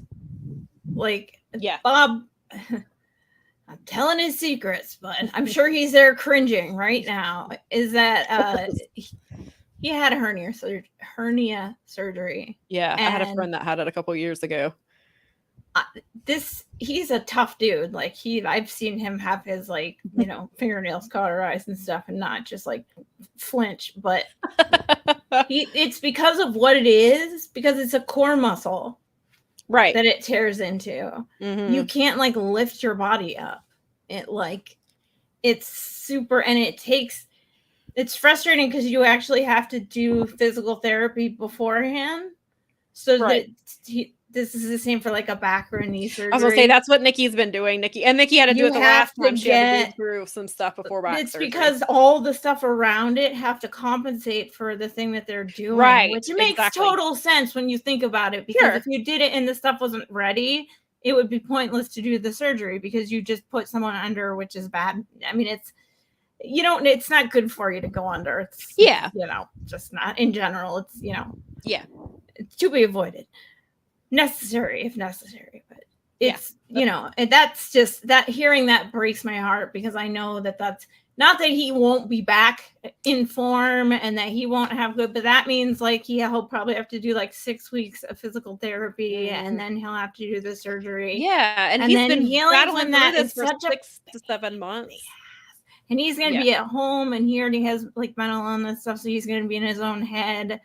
I really hope I know the people around him. Yeah, I was gonna say I think he's got a good support system in place, especially now because he has been so open about his mental. He's been so open about his mental health and how he deals with it and what because that's it's not being able to play, being injured. Yeah, it's terrible. It's just away from the injury stuff, which sucks. But he has been in the 7 weeks that ROH has been on Honor Club. He was in the biggest storyline with Claudio, and so now there's kind of this whole finish makes sense a little more. They gave us the match they needed to give us. Yeah. Hopefully when he's better. I mean, that'll be that's really what I'm hoping is when he's better, story. When he's better and he's healthy and can wrestle, that they run that match back and then Eddie gets the title. And they get that match will be a freaking banger. Yeah, it will be. Yeah, and that's what he was saying because like he was talking about how like he had a game plan going into it, like he was gonna focus on like his skinny legs is what he was going to do, was focus on his Claudio's skinny legs. And then he was like, but then I got in there and I do what I always do. I reverted to fighting. And he was like, and it didn't go my way. And then that's when he was talking about the hernia. And he said that afterwards he was sitting in his hotel room and he thought about quitting. He was like, you're right. I thought about quitting because it's what I do. And he was like, and I was just talking about how he's going to have to move on from Claudio because he has no choice. But then he was like, I'm probably going to have surgery. So it'll be interesting, but so that'll be better. He can come back. He can win the title. Yeah, we don't know where Claudio will be exactly when that right. happens, And so that was the thing. Like I was thinking about it. Like this kind of leaves a gap because the two biggest names on that are Claudio and Eddie, and now Eddie is going to be gone for a while. So someone needs to step up. And that's even like I was watching Claudio cut a promo and he was like, because he wrestled he's not Mascara Dorado anymore, he's Metalik again. He wrestled Metalik on Thursday and they had a fantastic match and he was like, you were good but not good enough. And he's like, I've been watching other people in ROH and I'm not impressed by anybody. He was like, so I don't know who's gonna step up. And so like I don't know. I mean, I assume it'll be one of the younger guys, but then like I saw Roosh tweeting yesterday about how like fans keep asking like saying like you should be champion. So I was like, do they put Roosh over there? Roosh is a former champion. I don't know if Bandito's stuff has been cleared. I know he was having some travel issues and then I think it was cleared, but then I can't remember if there was something else that happened, like a health. He's getting healthy. He is healthy. He got his stuff. So he should be. I think that what Dave said on the last one that he had with Garrett was after they discussed being in the bag for Tony, they talked about the fact that his visa and his health problems are done, so he should be on his way back sometime. So maybe if they put Mark Briscoe in a leadership. I would like to see it, but apparently they've decided to saddle him with Jeff Jarrett. Okay. and they did whatever that crap is, and he looks I mean, I know that's the point, but I was like, I don't like this. They could they should have just left Mark where he's at. So I mean, yeah, they could, maybe Mark steps up and does, because Mark has been still in Ring of Honor, so maybe he's been Ring of Honor champion before, right?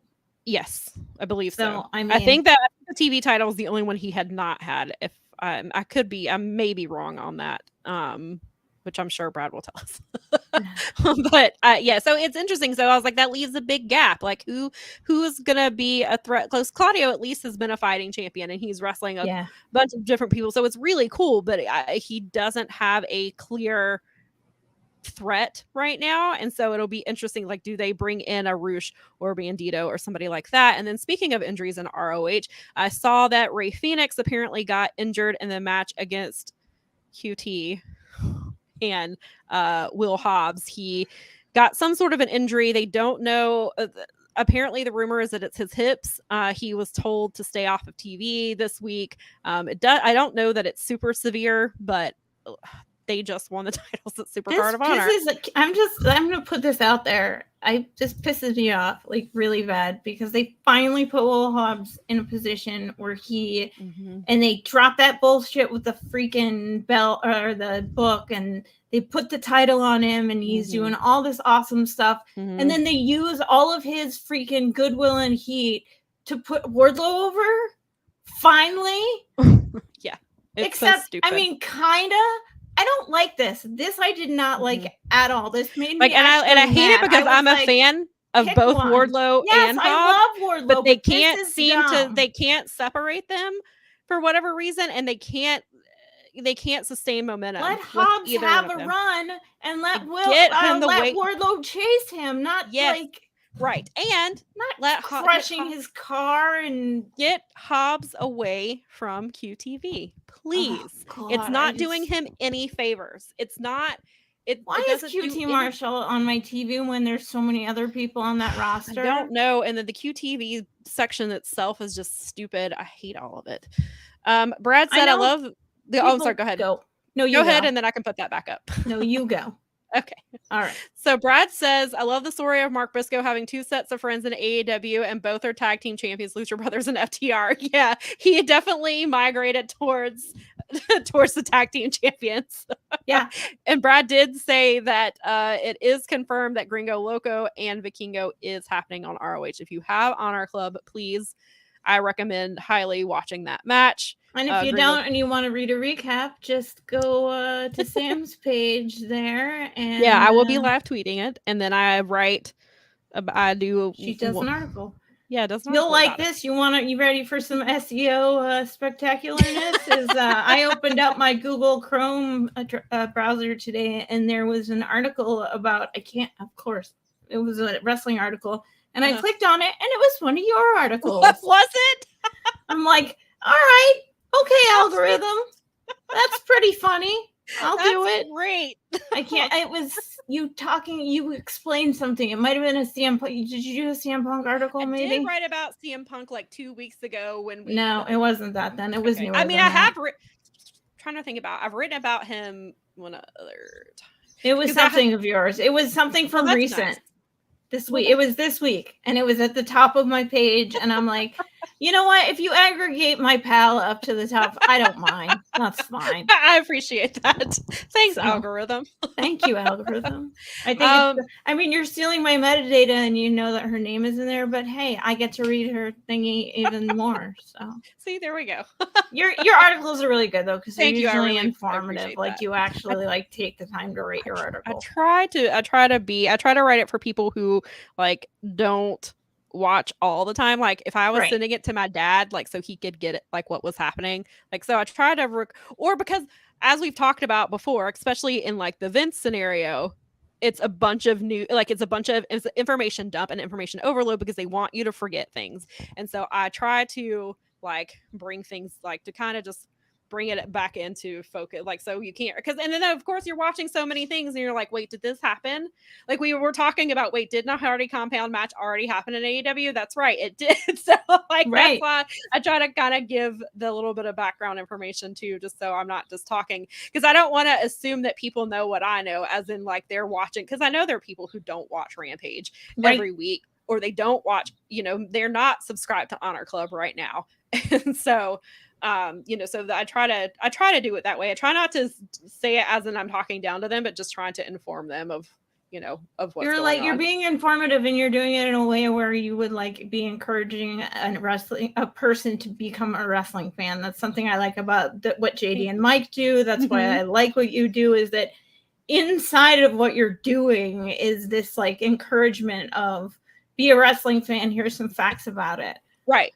I mean, with the exception of the bullshit with Vince where you have to talk about that stuff, but still, right. I think that you're not, you do a good job of being non-biased, even though it's a really tough subject to cover, especially as, we're ladies. Right. And with that situation, I just try to be, I just try to be honest, because I was like, call it what it is.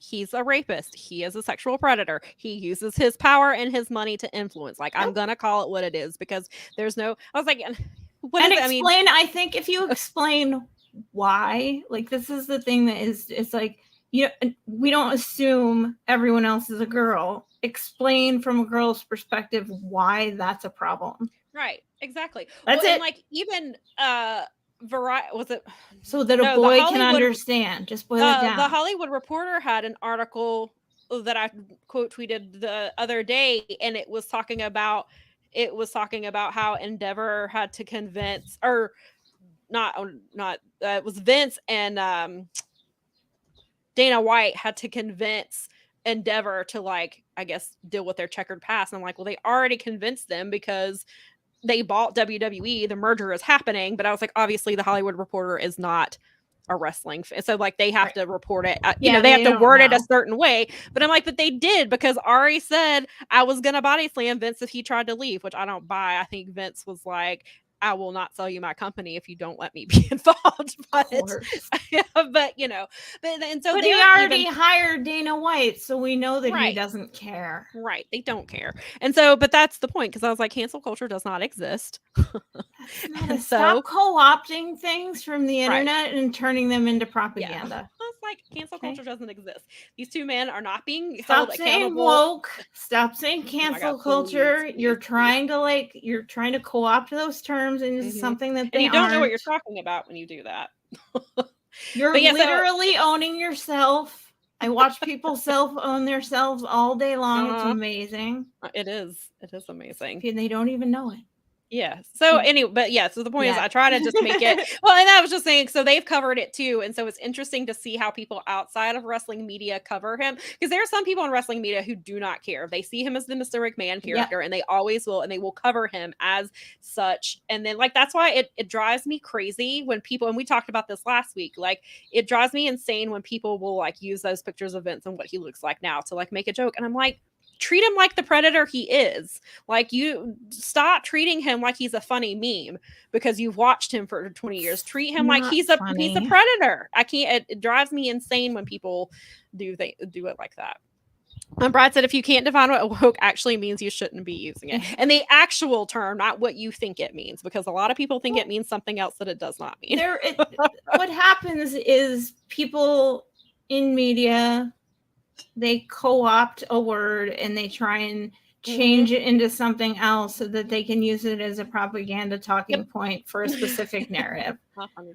It's like it's like no. What you're doing, stop that. Just stop it. Right. And yeah, I agree. I know you do. I know what everyone. I think anyone that's watching this would. I think that they all agree on that, right? Because otherwise, we wouldn't be talking here on social media on a platform, right? Amazing! You can use it for good. You can use it. You don't have to be a douche. You don't have to be at all. It's okay not to be. All right, let's get this back to Ring of Honor. Move right back. So, yeah, we'll be right back. So we also had this week that Athena has now, she had she won her 19th consecutive match, which is incredible. And some people don't know that because because somebody was making the point was they hated that it was happening on Dark, because she's defending her title on Dark, Elevation, and Ring of Honors where she's been defending them. I think she's defended it like once or twice on Rampage, maybe before Honor Club was a thing. Well, in the form that we know it now. And so people don't realize like she's doing all these incredible things. She's got incredible character work. She's having these phenomenal matches against really great opponents, and she's killing it. And she had though I was excited. On the one hand, I was happy because we got 3 women's matches this week, but then they did the YouTube thing where 2 matches, the 2 women's matches lasted a combined 4 minutes. And then Athena wrestled 5 minutes. So there were 3 women's matches in total, lasted about 9 minutes of an hour and a half show. So I was like, on the one hand, yes, 3 women's matches. On the other hand, they didn't get any time. They did. And I know you can make the argument, well, Willow should be beating these people in 2 minutes. Athena's should be beating people in the proving ground matches, not letting them go their 10 minutes. Like, sure. But in the way that women's matches are typically handled, it just feels like more of the same instead of the good faith art. Because I get on the one, clearly Jade should be squashing people, especially at this point in her reign. She's 55 and 0. Like, she should be squashing people because she those things make sense in storyline. But then when it's spilling over to other women who aren't getting time and are not, then that's when it becomes more of an issue. Some of it you can't so yeah, I can get why Athena's match lasted 5.5 minutes, because in the proving ground you have to last 10 minutes against the champion, or you have to pin them to get a title shot. So I get when the proving ground matches, I understand the concept, but when you've been, then last week she's having a 15-minute match, and now she's having a 5-minute match. And then you've got Willow out here who everybody loves, and I think her match lasted 1 minute and 43 seconds. Wow. Even Meltzer likes Willow. Yeah. He talks about her all. He talks about her all the time. Love her. He can't get over how much people love her. Yeah. I mean, because that's one of the things that he kind of does pay attention to. Is he's like, people just love her. I don't know why they're not months ago, he was suggesting that she be the one to beat Jade. I thought that's where they were going. I'm happy with the Taya Valkyrie story right now. I thought that this week was really good. It felt that's the best I felt about Jade in so long. That's exactly what I said on Friday. This was the feud that Jade has needed. Yes. She has needed Taya. Taya's perfect for this. She's gonna elevate it. She'll win that title, hopefully at Double or Nothing. And then Willow would be the obvious next. Right.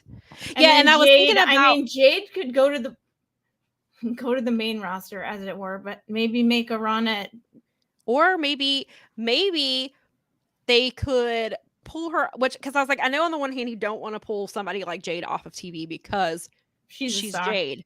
But she also won this title and she's carried it for so long. Why not have her leave and let her go to Japan like she wants to train? Take the title off of her. She goes to Japan. Let us get videos of her training in Japan and things like that. So you keep her, front of mind. People don't forget about her. Let her go train there and then bring her back and then insert her into, back into the division with what she's learned. I think that could be a really cool thing. I'm into that. I would like to see it. She could learn a lot from the Japanese woman. She is, and she sounds like she's the one who said that she wants to go to Japan. So she sees what Mercedes is doing. She sees what other women are doing. That's what Taya did. Taya went and wrestled in Japan. She wrestled in Mexico for a really long time. That's where they gave her the La Huera Loca nickname when she trained down there. She wrestled down there. She's been champion in AAA. They've done so. It makes, and so I can tell that Jade clearly cares about what she's doing, and she knows, okay, this is where women go to get better. They go to Japan. She sees independent women. She wrestled Billy Starks, who was 18, who's already wrestled in Japan. So that's an 18-year-old who is doing that. So her coach is Bryan Danielson, and right, and Danielson, of course, would obviously go to Japan. Yeah. So I think that's a really cool thing that they could potentially do, is to like, okay, well, what do I lost this title that I've had for, over a year. I have, I made it to 60-0. Who Go am on excursion. who am I without this title? I've got to go be the best. So I'm going to go to Japan and I'm going to learn and I'm going to come back and I'm going to set this women's division on fire when I get back. Well, I mean, if she got really, really amazing, like in a like fantasy magical world and became this amazing wrestler, she could be like on Okada's level because of like what she looks like, what the charisma she has, the strength that she has because of being in fitness and strength training and stuff. She could keep her body. She's got a huge appeal because I mean, obviously, look at her, but like she appeals to like I've seen people who see her in commercials and they're like, who is that? Like I've never, and so if she wanted to, and if AEW did it right, they could do a lot of really cool things with her. And so I want to let me go back over here. There's some comments because I do want to get back to something else with Ring of Honor in just a second. We'll circle back to this too. So Daza said, do you think Vince having the mustache was to get people laughing at and forgetting the sex scandals? Probably. Of course. Because it's Vince. Almost everything is. He's very much it's very similar to Trump. That or it was just straight up his ego because a lot of the boys were showing pictures of who they thought Vince was going for and there were like the Clark Gable look and Right. So yeah, it's entirely possible. It's whoever he thinks he is in his mind, and that could be anybody at this point. That guy, oof, ego. Yep. Yes. Yikes. So Brad said this was the shortest show they've done so far, which is no excuse. They should have gotten more time for sure. And I don't know, this show was also one that was not filmed in Orlando. It was filmed after live shows. So I think that affected it because they're filming before Dynamite and after Dynamite and all this stuff. And so they're filming dark matches. They're filming ROH matches. They're filming, so I think that hurt them. I understand that you do want to get people out on the road. Like I do understand that side of it. But then if it's going to hurt your product, then you need to just stick with Orlando for a while. Like I think they should go back to that. He's got even more irons in the fire now. Tony does. So he does. Daza says Willow will be champ one day. Oh, she has to be. Like it's undeniable. Obvious. Yeah. Brad said he's very interested to see who they have beat Athena. Will they circle back to Willow or bring in someone else? It should be a huge story for who just throws her. I agree. Because she's obviously. So she's going to be coming up on her 20th straight victory. I'm sure she'll get to that. Hopefully they'll start playing it up some because that's not something they're talking about on main roster TV. But they should be talking about her. And I still I have not heard. I don't know where Mercedes Martinez is. I don't know if she's injured again. I don't know if they just aren't using her. I don't know what's happening with that. Do they bring Billy in and have Billy do something with Athena, like as in defeating her? Like that would be a huge way. I mean, that's a lot of pressure on an 18-year-old, but that's a way that they could build Billy and make her credible, is to have her beat somebody like Athena. Or do you bring in I think it was Kaya. Oh, what is her last name? Is Mackenzie her last name? But she's an independent wrestler. I've seen a few times. I follow her on Twitter, and she was talking about how she's very helpful. Like she does, like she'll work the door, she'll do this and that. And she said that it's almost to the point where they think that wrestling is like they don't pay attention to her wrestling. And I saw Maria Kanellis Bennett quote tweet it, and so I'm wondering if it sounds like maybe they have her eye on her. So yes, McKenna, thank you. I knew Mackenzie wasn't right. Thank you. It is McKenna. But she's the little bit I've seen of her, she's really good. She trained at I'm pretty sure she trained at Black and Brave, which is Seth Rollins' school, I think is where she trained. So maybe they bring in maybe they have Trisha Dora. Would love to see Trisha Dora win that title, but they haven't used her recently. So it probably will be a bigger name to take it off of Athena. And then maybe we see somebody, not an ROH original, but like one of the women that they're building up, like a Trisha Dora or a Billy Starks, or, even a Willow, even though Willow's pretty much, she's kind of transcended that portion of it. But then they brought in Miranda Alizé a few times, who was in the Women of Honor stuff they were doing. So there's a lot of things that they could do, but we all know how they do with women's wrestling. So I'm not going to get my hopes up on what they do with that. And one last thing while we're on ROH, Nikki, who is hopefully still watching, and Brad and I were super excited because we got a gigantic match. The match, Nikki, because it was funny that I think the way we went into the main event, it was like the match we've all been waiting for, and it was Claudio versus Metalik, and Nikki was like, no, the match we all been waiting for already happened. And so we got the Workhorsemen versus Alex Coughlin, or Coughlin, I think is how, I thought it was Coughlin, but I think Coughlin is how they pronounce it. Alex Coughlin and Shibata. And yes, Brad said this was our main event. It was our main event. I was so excited. Nikki said, duh, of course I am. Well, I know, I was just making sure you were still here. Miley might have needed to go out or something. Yeah, she's like, oh God, you're talking about wrestling. I have to pee. I have to go. So, but God, that match was everything I could have possibly wanted. It was Workhorseman definitely played up the hill stuff. James Drake like wouldn't shake Shibata's hand. And they were just healing it up.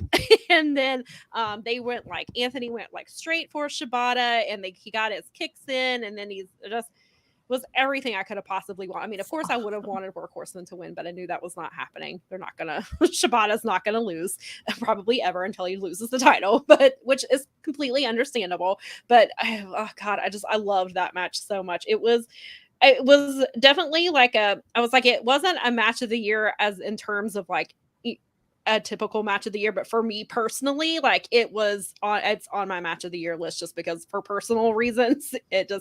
I loved it, and I'm so glad that Workhorsemen, they've been trying so hard in ROH. They're back, and AEW. AEW has one of the most stacked tag team divisions out there. Yeah, it is hard when you've got the Lucha Brothers, you've got the Young Bucks, you've got Best Friends, you've got House of Black, you have tons of amazing tag teams. It's hard to get noticed, especially being the Workhorsemen are very good. And I was really Ian and Caprice were talking about like how well known they are in the indies and worldwide. Like they've wrestled in Germany. That there's a tag tournament that's happening in WXW that GCW is going to be a part of this year.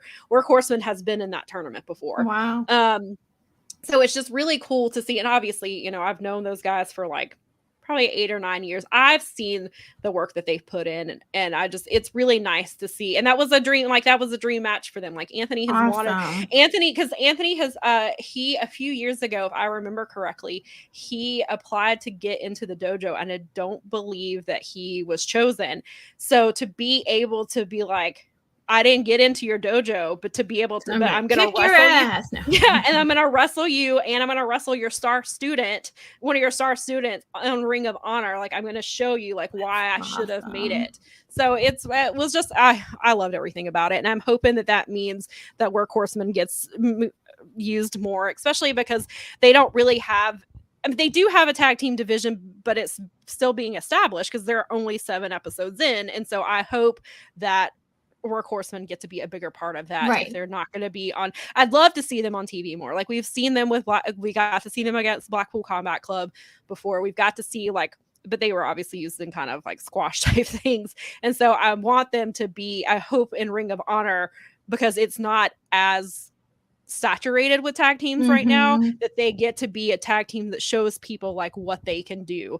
Brad says, I'd love to see Tony bring in Adam Priest to join Anthony and JD to form a 6-man team to go for those titles, but Shane Taylor looks to be scouting them. Yeah, that would be really cool if they brought him in. But yes, so Shane Taylor and Workhorsemen were in a match together last week, and it was really great. And then Shane Taylor also seemed to be kind of scouting them, and he also seemed to be kind of looking at Shibata, which Shane Taylor versus Shibata is not a match that I would have ever foreseen. That would be really interesting. But yeah, I would love to see Shane Taylor do some stuff with them, because Shane Taylor is great, and the more Shane Taylor, the better. But I'm hoping now that so it seems like Tony trusts them, and I was like, I'm sure Shibata probably kind of has to say and who he wrestles, because you I obviously would think want so at this to be point. careful with him. Like, you're not just going to put him in there with anybody. And so I'm wondering if he have seen some of the things that Work Horseman has done, and it's like, okay, like, I think these guys will, and then probably go to Tony and be like, can you like, do you think these guys are safe enough to protect me? Like, and make sure that something bad doesn't happen. You know, clearly things can happen, but I mean, they're going to do their best, obviously, to protect them. And they're veterans. They've been wrestling for a very long time. And so it seems to me like Tony was, you know, so either Tony put them in that spot, or Shibata was like, are these guys safe enough? And so I think that's a really big vote of confidence that Tony and Shibata see that in them. Nikki says, and when you're pushing those turds, FTR all the time. You're new to the show, Nikki, and I are not. We're not fans of theirs. There's reasons for that, which we will not get into. And plus, I don't want to. I have an article about it. Of course, I wrote about it. Actually, ended up sending it to somebody the other day because they did not know about it, and they were like, "What are you talking about?" And I was like, "If you're interested in reading it, you don't have to." And they were like, "Oh," and they were like, "I had no idea that happened." So yeah, we have our reasons for not being fans of them. It's funny because I, was a big fan, and I have been a fan, and then I realized with some of the stuff that Dax has been doing, it's like I could do without all of that, and I'm just like, meh.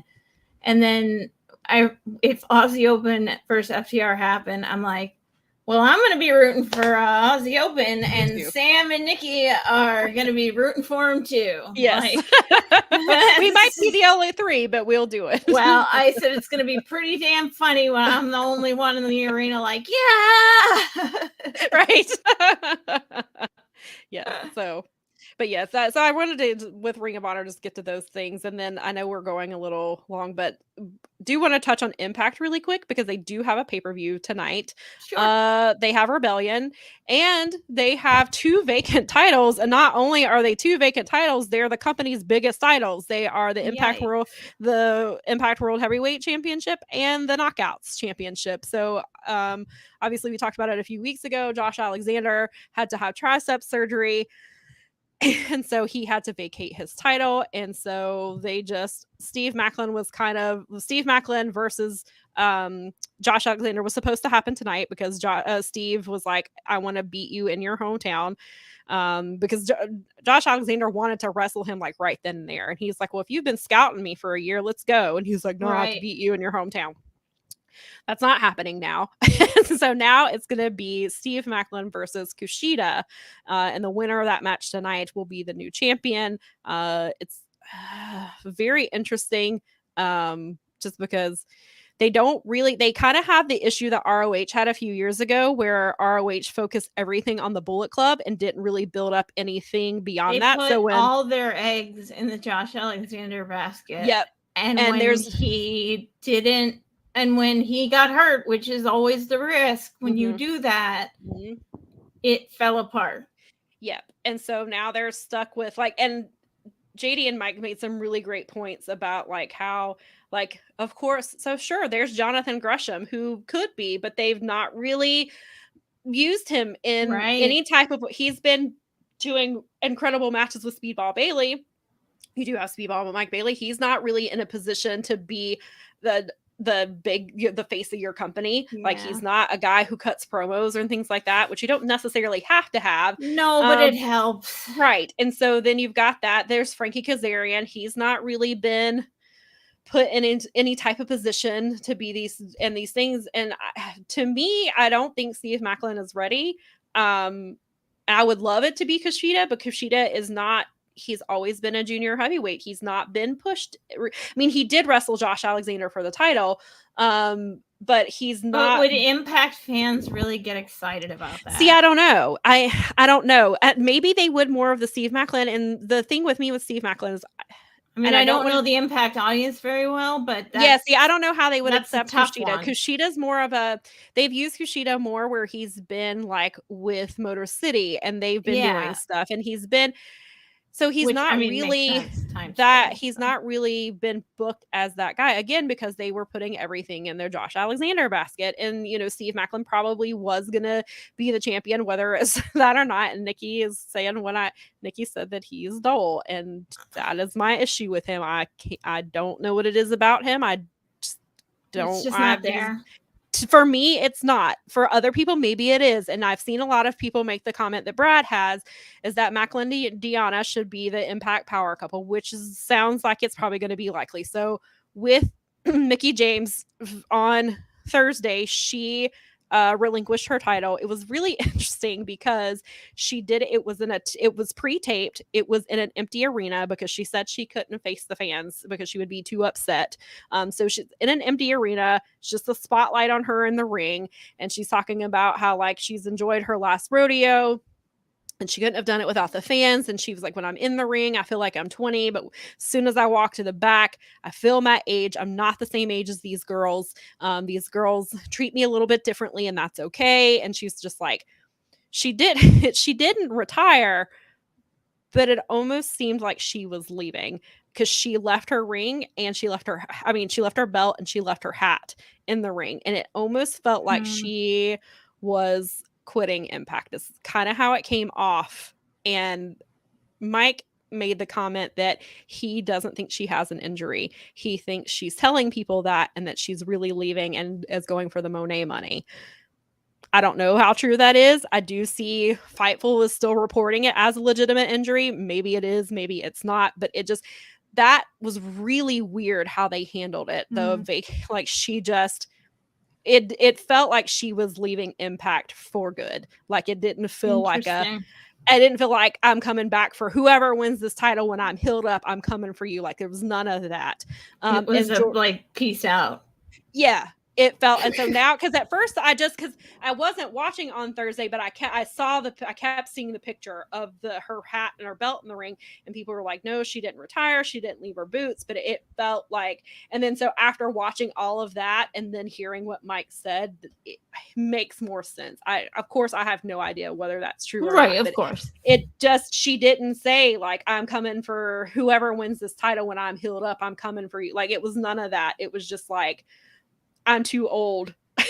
I'm old. I'm tired. I've had enough. Right. And then like, so in the back, Deanna and Jordan are watching together. They're watching on a monitor, like in the truck. It was just really odd the way they handled it. So Deanna versus Jordan is happening tonight. And so I've seen that a lot of people want Deanna and Steve Macklin to win and be like a power couple in Impact, which it wouldn't surprise me if that's the route they end up going. I feel like Steve Macklin was going to win the title. Maybe not tonight. I think that he was probably going to win it this year. They don't really have anybody else. I mean, there's Moose, but Moose was champion for a while. People got really tired of it. As long as it's not Bully Ray. It's like, please don't put it on Bully Ray. And then now there goes Mike's other theory, is he wanted, if Tana was going to be here for a while, I was going to say champion. So I guess that him being injured kind of puts a pin in that. And then like, because they even made the comment, which I agree with this, put the title on somebody tonight, maybe a Kushida, and then go get Matt Cardona back. Oh, there you go. Put the title on Matt Cardona for a while. He could be a filler champion, have some really good matches while you're building up your secondary. He knows what to do, and he won't be in the way. And right, and he has been released, like he's been doing really great work. Awesome. All over the place. He's calling himself the indie god right now. Like he's got, his character is down. Like he could elevate them. He's somebody who I think they could have be the face of the company temporarily until they build us other stuff up. And even Mike and JD were like, Scott D'Amore has really good relationships with AEW and New Japan. Just be like, hey, we're in this situation. Can you do me a favor and like let me I don't think they're going to let him have Kenny Omega back as Impact champion. I don't think that's happening. No. Oh, cool. So Kenny says he's going to Impact Rebellion tonight. Excited. It's right on the Lake Shore downtown. Very cool. Sounds like you're going to get a really solid show, because the match that I'm really, really looking forward to, and I don't know, I really would like access to start putting the pay-per-views back on TV like they had been. They were showing them like 6 weeks, and none of them are. But the match that I'm really looking forward to, it's Bullet Club or ABC is putting the tag team titles back up against Motor City in a tag for the tag team titles, but it's an Ultimate X tag team match, which I think they've only had one other. I think they've only done it like one other time, and Motor City was in it. And Motor City, he gets to see Motor City, and I'm amped. I'm amped for you. Enjoy. Because I really that match is going to be incredible. So yeah, it'll be really interesting to see what they do, because I think with the knockouts, like you can go either way. Deanna held the title for a really long time. She's an excellent champion. Then you have Jordan, who carried the title for a while, and then she's the one who lost to Mickey, and she never got a rematch. So you could give that back to Jordan. They could go either way, and I think with the knockouts division, they'll be fine. It's the heavyweight title that isn't that funny really that their women's division will be fine and their men's division is struggling. Yeah, it's really interesting how that's happening. And he says you already know that's the best one on the card. And then I want to go back up here to Brad said this is about Steve Macklin, that his ring work is so much better than it was in NXT/WWE for the short amount of time he got, but he has no real character. Yeah, he's solid in the ring. And somebody said that maybe he'll step up. Yeah, he could maybe, because this is his. You're not going to get a chance like this. Like, you better take it. Sure. And so they, and some people, because I had said that I just, for whatever reason, have not been able to get on board with him. And somebody was like, they think maybe it's a little bit of the Forgotten Son stench. He hasn't been able, which that's not his fault. That's all on Gunner. That's not anything to do with him, but he was a part of that. And I was like, I don't think that this is, but maybe subconsciously, maybe that's why I can't. I don't know. He's not, for whatever reason, but maybe he proves me wrong. Maybe he wins the title and I end up enjoying what he does. Let's hope so. Yeah. Kenny said he's decent at promos. He just needs to let loose. I think he's good in the ring as well. So maybe this, like you said, maybe he steps up. Maybe he was like, I got to go for it. I'm in a position, like the company needs me now. They don't have Josh Alexander. Like, I have got to be that guy for them. I've got to be the guy. So yeah. Or they're going to, I got to be the guy, or they're going to give it to Bully Ray. So yeah, that's, and then we'll never discuss Impact again. Yeah, not as long as he's champion. Only the knockouts division. Some interesting stuff. So I hope you have a really good show tonight, because they've been having some solid stuff. Sometimes they get pay-per-views are usually good no matter what. LOL, Bully Ray. Listen, LOL, I just need him off my TV. I was like, and and now we talk about it. Look at all that time that Mickie James wasted because they had her in that stupid storyline with Bully Ray instead of defending her title and building up the knockouts and doing stuff with them. She had to spend all her time with Bully Ray and going. Bully Ray sucked so much that Mickie James had to get him over. Yes. That's not the worst thing I ever heard, I guess. Kenny said, thank you guys. I hope you enjoy. Thank you. This is Wrestling Show Live as well. Yes. Whenever, May the 6th, I think, is my next one. That's one of my indie things that's happening. So that will be I've my got next May 10th for Dynamite Rampage. You're going to be here back at the LCA. Yeah, I looked at their calendar. They have not listed anything for Charlotte yet. So I don't know when AEW is coming. Maybe later in the year. Then I'm hoping New Japan, usually when they come in like July or August, but I was like, if it was in July, they would have announced it by now. So I don't know. I hope we're getting New Japan. But obviously I know G1's coming. And that's the thing. Every time it falls either between, I think last year it fell around G1. So we didn't get certain people because they were over in G1. But now you've got your strong guys. Like you've got TMBK and you've got, West Coast Wrecking Crew. You've got Kenta. Like they could still do. I still just want them to come because I enjoy New Japan shows. And so I would like to get them back. So I like them and AEW. AEW hasn't been here since January of last year when they had the very first Battle of the Belts. That's the last time they were here. So I was like, hopefully. And I'm ready for GCW to come back too. Give me all the live wrestling. And I was thinking about, because Impact hits like the same 4 markets. And so Impact hasn't been here in years. I can't hear. It's been a very long time. Yeah, there's no Impact showing up here anytime soon. Yeah, because Impact does like Nashville, Vegas, Toronto. I think that's it. Atlanta. They do. I guess the Atlanta market's probably better than the Charlotte market for them. But yeah, I think that's like that's like their 4 cities they hit up, which I guess go where it works for you. And I guess now we will talk about the other big topic of the week, since we are now at our 2-hour mark. Yeah, we'll try and get through this. So we have to talk about it because it's a big story. It's a thing. This is a story that we've talked about a lot. It's the rumors about CM Punk coming back. But I want to take a little bit of a different approach to this. I'm not saying other shows and other people have not talked about this. I personally just have not seen it. So obviously the rumor is that CM Punk he's gonna come back potentially on the new Saturday night show, which is being reported as being called Collision. That's what Andrew Zarian said a couple weeks ago. Apparently he said it again this weekend, that it's supposed to be Collision. It's supposed to be airing. Is it the Saturday before? Is it the Saturday show before Saturday Dynamite in Chicago? Is it like, it's like I should have this pulled up. I'm sorry. the Chicago I was preparing for the other part of this conversation and not. The Chicago show is June 21st. Yes, and I believe they're saying Collision. Obviously, this has not been announced by anybody. After. So these are all rumors. It's July, I think. Oh, is it? Okay. And then it is being filmed at 3:00 in the afternoon Central, I think. Okay. Wait, here we go. Hang on, I found an article here. So the new report says it will debut a 2-hour Saturday night show. It would be called Collision. It will air Saturday nights from 8 to 10 p.m. Eastern time. And Zarian also says that it will likely air on TNT rather than TBS. The report says that CM Punk is currently planned to be the top star of the show, or at least that's the working plan as of right now.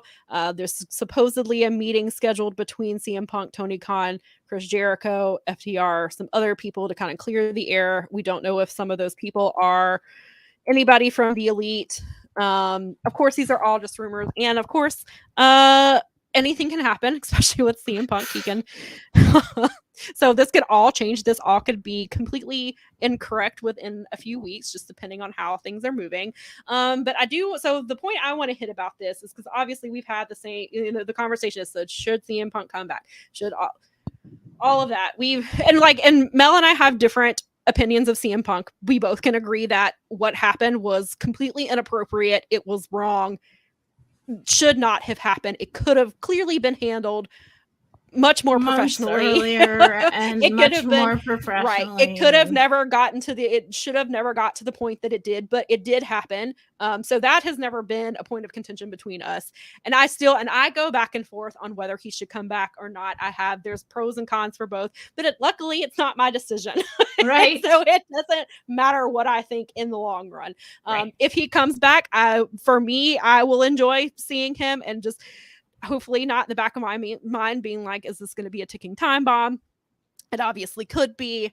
But I want to talk about the reason I think that this is happening is Warner Brothers.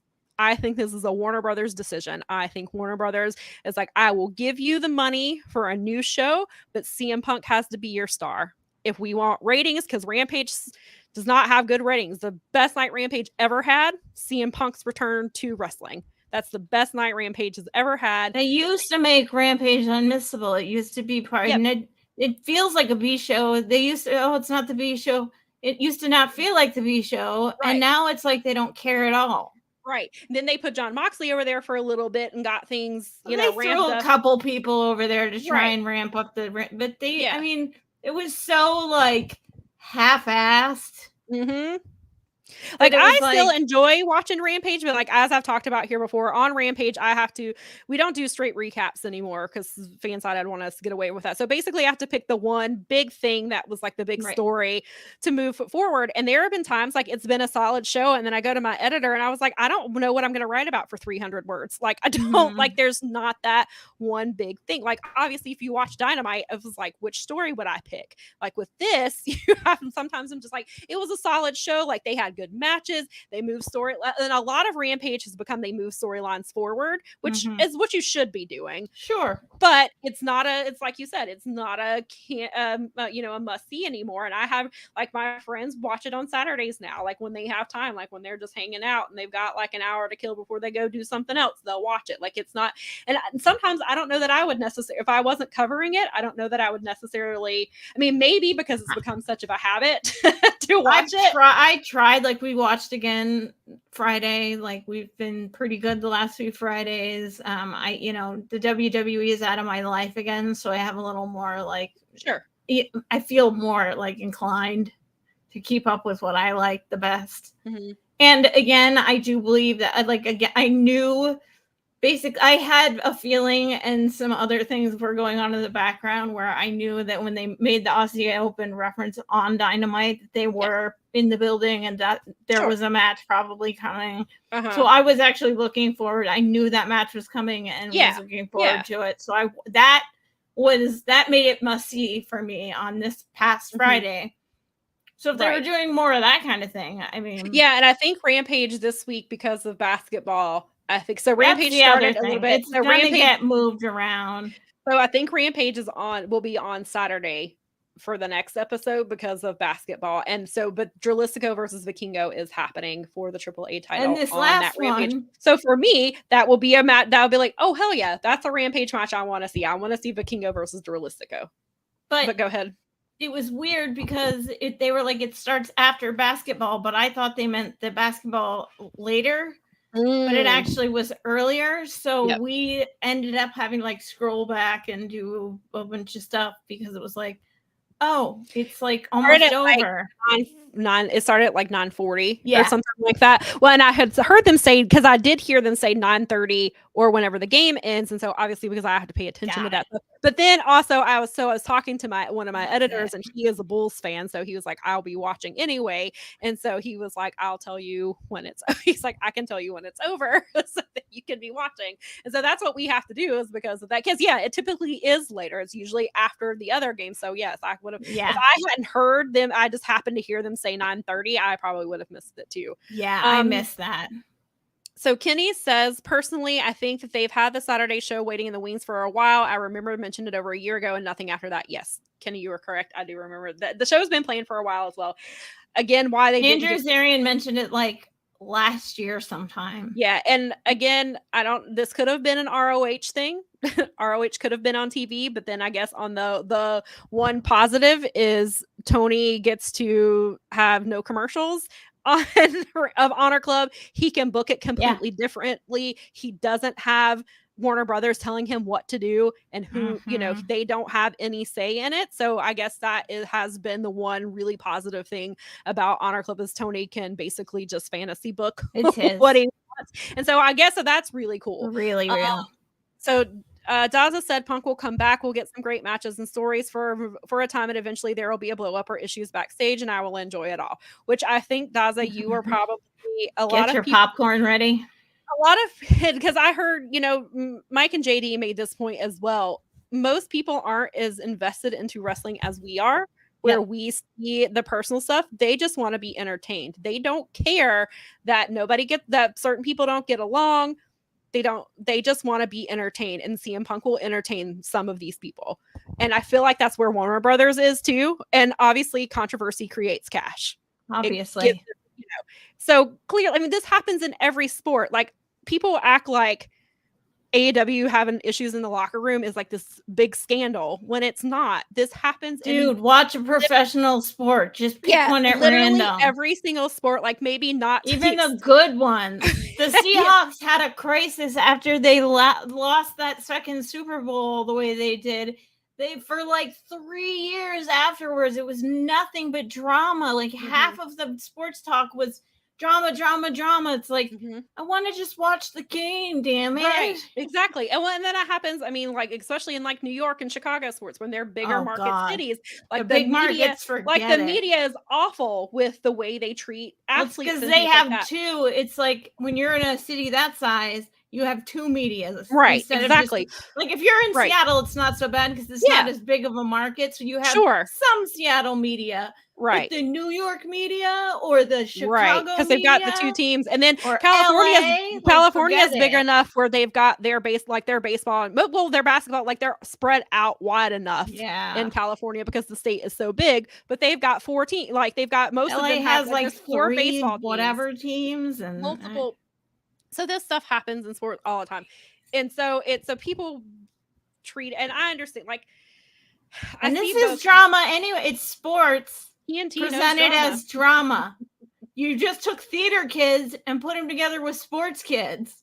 Those are like, yes. So now we have TV. I was both, guys. Mm-hmm. I was. That was me in high school. I was varsity soccer in the fall, but instead of doing sports the rest of the year, I did theater the rest of the year. Yeah.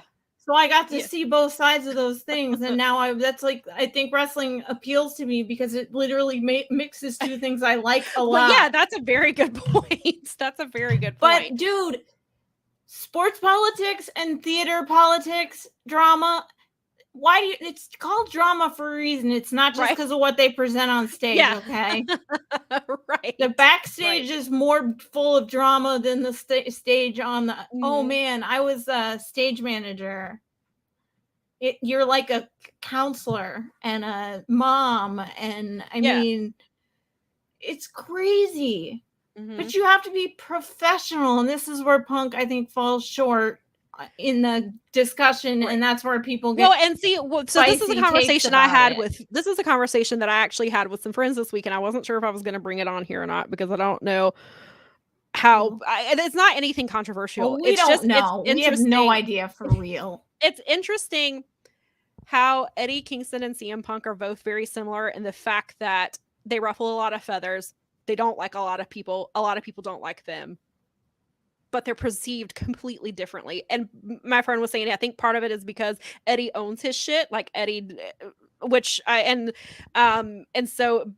Eddie doesn't let his shit hurt the company as much. Eddie didn't like. I was, as I was saying that, but Eddie didn't like a promo that Sammy Guevara cut, and he hit him over it. He hit him over, and he got suspended for it.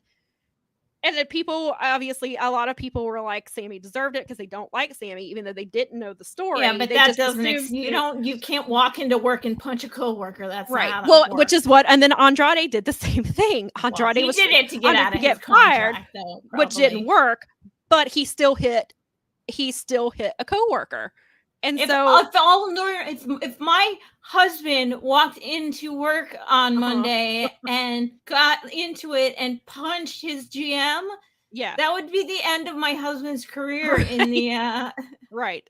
In the wrestling industry, you just move to another promotion sometimes, or you just say, I think some people, like Garrett had a good point that a lot of people blew up because he just made a very simple point of CM Punk was never fined for what he did. Right. That we know of. Because he would have been out anyway because he was actually injured. Right. So when he had that, and I blame, honestly, frankly, at the end of the day, there's one person in charge of AEW. Mm-hmm. Well, I mean, there's an owner, but there's one person that is the general manager and the CEO of AEW. Right. And that's Tony Khan. Right. And Tony Khan is the one that needs to get a handle on people throwing punches in the back. Well, and people having beefs that aren't resolved. And because these people put their bodies in each other's hands, like it matters. Right. And even so on All Access, which I've kind of watched because I'm watching it. One of the reasons I'm watching it though is because when the drama happened between Britt and Thunder Rosa, they all went into the typical look at women, they can't get along. When it's you look at the men, but you look at the men's side of things and look at the things that they're doing, like they're hitting their coworkers. Britt and Thunder have never hit each other. Like it's the way that they are presented when people talk about these stories before the CM Punk thing, because that's obviously nobody has done that before as far as like that whole situation is just an anomaly in itself. But you look at all the locker room things and people want to be like, oh, look at women, they're catty, they can't get along. The men are doing it just as much, and if not, it seems like worse. And when so then it's men interesting punch each other, it's the equivalent to a woman being a catty bitch to another I guess woman. so. And so it's interesting how All Access has kind of handled it, because they're focusing, they're making it look like Britt is obsessed with Thunder Rosa and can't get over the fact that she is not there as a champion. Like the way they edited that, I hate this storyline. I cannot, because but I liked the Tony Schiavone thing that they threw in there this week, where he told her to get over it and grow up. I posted. Yes. Tony Schiavone needs to be in charge right now. He needs to go around to all the people involved in everything. Dax, the Elite, Punk, Britt, everybody. And he needs to go around and just say that over and over. You need to get over this and be a mature professional and grow up. Yeah, so I tweeted the gif of that little girl that says worry. There's that gif of that little girl that says worry about yourself, because that's exactly what Tony Schiavone told her. I love that. I hope that was one of those moments that I actually like sort of watched the show for, because every once in a while you can look someone in the eye and see that they really like it. It would be hard to fake that. And I know reality TV is fake because I've known people who are actually on it. And a reality TV show is not my thing. And so they're staged. It's staged. It's the same as wrestling. It's I love when my mother-in-law that likes Real Housewives tells me that wrestling is fake. That's one of my absolute most favorite things in the world. It's just like, whatever. Yeah. I have a friend who is a really big wrestling fan, and she's also a really big Housewives fan. And that's probably why, because you see a lot of the similar. I'm also a comics fan, and it's the same thing. Yeah, it is. The comic movies are the Marvel, like DC comics movies. Same idea. Yeah. The idea of a retcon is totally a comic thing. Mm-hmm. Happens in wrestling all the time. Yep. Yes. Yeah. So I'm going to go to we've got a lot of comments over here. Oh, okay. Yes, sorry. No, it's okay. No, but you're right. So Kenny says, I think the Jericho Punk stuff is a work shoot just to drive interest for Punk. It feels like it a little bit, just because. Well, Jericho likes money. They feuded in WWE. Somebody posted a clip of one of their feud before. I saw a clip of it this morning. So I do think. Did Jericho, because Jericho probably legitimately did call him a cancer. It would not surprise me. I do think that Jericho doesn't like him. Yeah, I don't think they like each other, but I think they know. He can work with him. I think, yes. And another thing I was going to mention about All Access is, so Sammy went to Eddie, like after he came back from suspension, to clear the air. He's like, I just want to make sure we're cool. And Eddie said to him, I don't even know what set me off. Your promo just hit me the wrong way, and I handled it wrong because I hit you. Like, I don't have a problem with you. We just have to be professional. They're cool now. Like, they even said it. He's like, we're not gonna we're not going to hang out, and we're not going to be anything, but we just need to be here, and we need to be professionals. Yeah. We need to take care of each other in ring, and we need to work. And exactly. And they shook hands like two grown freaking men. Yeah. So I can see that coming with CM Punk and Jericho. Somebody pointed out that All Access in the last episode ends. The last time they filmed it, I think, was the January 11th episode. And I don't remember the exact way it was worded, but they implied that like it was CM Punk stuff. So they were like, this feels like they're using All Access to show some of this stuff. Was like they've basically turned it into a shoot. Like, I mean, not that it, or turned it into a work, rather, that they are kind of like, I do see, like, if the Elite don't, like, they have every right to not want to meet with CM Punk. Like, that's their right. No one is owed your. Yeah, they're not. And I appreciate that CM Punk is like, hey, I want to talk to these guys. You know, like, let me say what I want to say, which I get. But on the other hand, like, they don't have to accept that. Like, they don't have to. They can just be like, I appreciate that you want to talk to me, but I'm not ready. I don't want to. Maybe I never will. Like, they have that right. to do that. So I can't tell if that's what's happening, but some of it does. And obviously we've all watched wrestling for a really long time. So things do feel in certain cases feel like a work. Like Cutler quote tweeted the Deadspin article the other day that said that CM Punk was gaslighting AEW. And Brandon Cutler said somebody gets it. And then he ended up deleting the tweet. And so somebody was like, are those his true feelings? Which very well could be. Mm-hmm. But is this also part of a work because now we have this new show coming? And so it just feels like it's hard to know like where, which I guess is the point. Because obviously you want people to get along, but also people that you work with, in a lot of cases, you work with people you don't like. I mean, you don't hit them. And you may not have, and to your ultimate point is that if Warner Brothers is saying we want CM Punk on the TV, right, they're the ones that own the TV. Right. Tony doesn't own the TV. Tony doesn't dictate how many hours of TV that Dynamite and Rampage and AEW get. They've got a contract coming up for their television thing in 2024. Like, it's not up to Tony. It's up to TNT. So if TNT wants CM Punk on the TV. Right. Because people are like, I've seen people making the comment like, oh, CM Punk did this stuff and now he's getting his own show. Well, no, it's not like it's not the CM Punk show. Like it's not. Well, there has been some rumor that the Saturday show could essentially be his feature. Right. And the idea would essentially be that. So ridiculous. So this would be the pettiest thing in history if this had any like based in truth. But potentially that like anyone who doesn't want to work with Punk can go to his show. Right. And which potential and I get, although like, I guess like hate watchers and people that like that sort of negativity would love that. So yeah, they would. I mean, there is a market for that. Sure, so. There is. And so not with me, but I think yes, Tony, and I'm not to say, and it's not to say that Tony doesn't want CM Punk back. He and CM Punk developed a relationship. I mean, clearly what his actions very much damaged that, but it's not to say that Tony doesn't want it, but I feel like Warner Brothers is the one driving all of this. They want CM Punk. They want him for ratings. They know that it could blow up in their faces, but then they're like, hey, people are talking about our show. Like, people are merging with people, and there's a chance that they could be White on TV after he slapped his wife. Let Power Slap stay on TV. Dana White and Vince McMahon have gotten away with so much, and they just Vince just got made a double billionaire now. He just sold his company for $9.1 billion. Yeah. So it doesn't matter. I mean, that unfortunately is one of those things we have to like look at the world and deal with. That sucks, but Daza says it's wrestling even when things are great. There was problems in politics backstage when WWE was at its top. Austin was causing issues by refusing to work with people. Yeah, I mean, this is wrestling. That's gone on forever. Read a wrestling history book. There were people that worked with each other that hated each other. Hated each other. Right.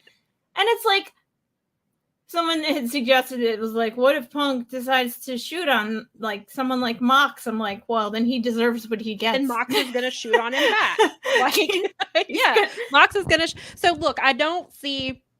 It's not like Hangman Page is gonna be on that show. No. Hangman Page will probably not be over there. I don't think maybe they do. These guys are going to brunch together. Right. Maybe they figure out a way to work together. I don't know. I think everybody knows that if Punk comes back, there's always the possibility that something's going to happen. He could lose it. His history dictates that sooner or later he's going to self-destruct. I mean, or maybe he finally decides to get some therapy. I hope. You know what? I hope so. Maybe instead of using promos to get our issues out, MJF.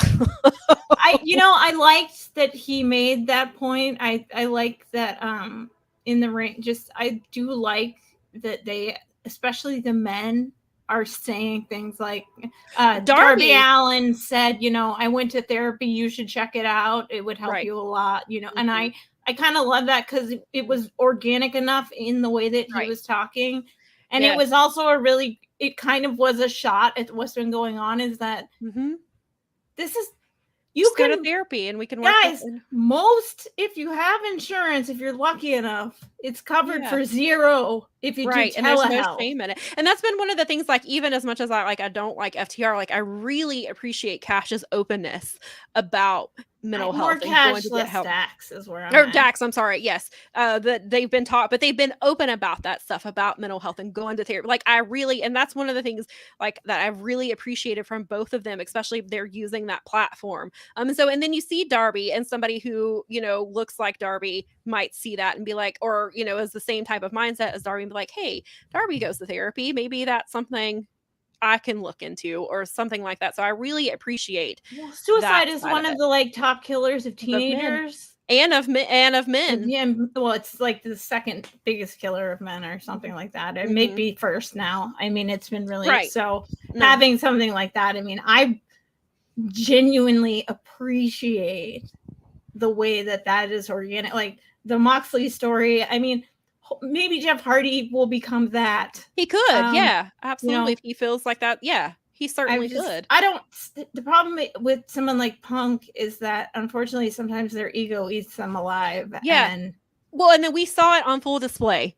Yeah. And that's what I've talked about before. Like, you could, knowing some of the things that he's talked about in his, and this is not an excuse. I'm definitely not making excuses for him, but you can see, like, that, because he talks about some of the stuff that happened to him, like when he was a teenager, and you can see that wounded teenager in him, and he won't go. And so adult CM Punk does not handle it well. And again, not an excuse, but you can see maybe that's what led to, because you think about it, like, what leads you to a point that you think that you can do that in a company, like that you can just go punch somebody, or that you can, you can do these things, you can essentially bury your bosses, which right in front of them. I guess you could say, like, Stone Cold did it with Vince to an extent, but it's not on that level, though. No, not on that level. And it's no one's ever seen something. And like again, that. And like I said, I don't want to make excuses, because it was completely out of line. It was even as a fan, like, I was disappointed to see CM Punk stoop to that level. Like, it was super, because it plays into the stereotype about wrestling, and I hate that. Right. And the other thing about it is, I like everybody involved. So this has been really. I love CM Punk. I've been a fan. He won that night. He won the championship. Right. And then the Elite, like, I love the Elite. I've been watching BTE since, like, episode 50. Like, I was at All In, so I was there to, like, so, like, I love these guys, and, like, I'm a huge fan of these people, and so it sucks to see. And, like, I'm a huge Hangman. I've talked about how Hangman came from my local promotion. I have watched him from his early days ascend to this position, and so, like, it sucks. But on the other hand, it's not really my place to, I don't want to say defend, because I'm not defending CM Punk, because if he comes back, great, I will probably enjoy it. If he doesn't, it's his own damn fault. If his career ends like this because he made some dumb mistakes and dumb decisions, then that's on him, and it's not for me to, like, I had this thought out better, and then I completely forgot where I was going with it. I think I understand. It's not, but at the end of the day, like, it's not either if you don't like CM Punk, that's completely fine. If you don't think he should come back, that's fine too. If you will not watch the show because he's on it, you completely understandable. Yeah. And, like, I've had friends say that they hope that everybody they don't like, for whatever reason, they hope they're all on the same show so they don't have to watch it. So they're like, if CM Punk goes over there and they take some of these people who may have been named and speaking out who are employed by the company, or if they've done this or that, maybe they don't like Jericho, so maybe they put Jericho on that. Like, so they're like, so if, like, it's not, at the end of the day, like, it's not I don't have to convince anybody of anything. Like, I don't have to defend. People don't, guys, I see this online. Like, you don't have to defend CM Punk. You don't have to pick a team. He doesn't know you. Right. You don't have to defend Dax. You don't have to defend the Elite. Like, we don't have any say on whether they're on our TVs or not. I mean, we do as far as like, you don't have to tune in.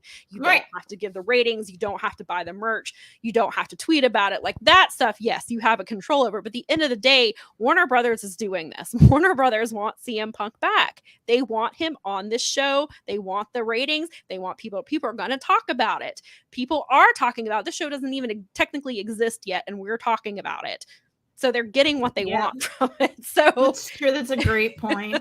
That's a great point. That's and so true. So some people will tune in because it is CM Punk. They want to see, like, because I do feel like we didn't the CM Punk MJF story is not finished. They could do a lot of things with that if they wanted to. Do I think CM Punk will ever get that title again? No.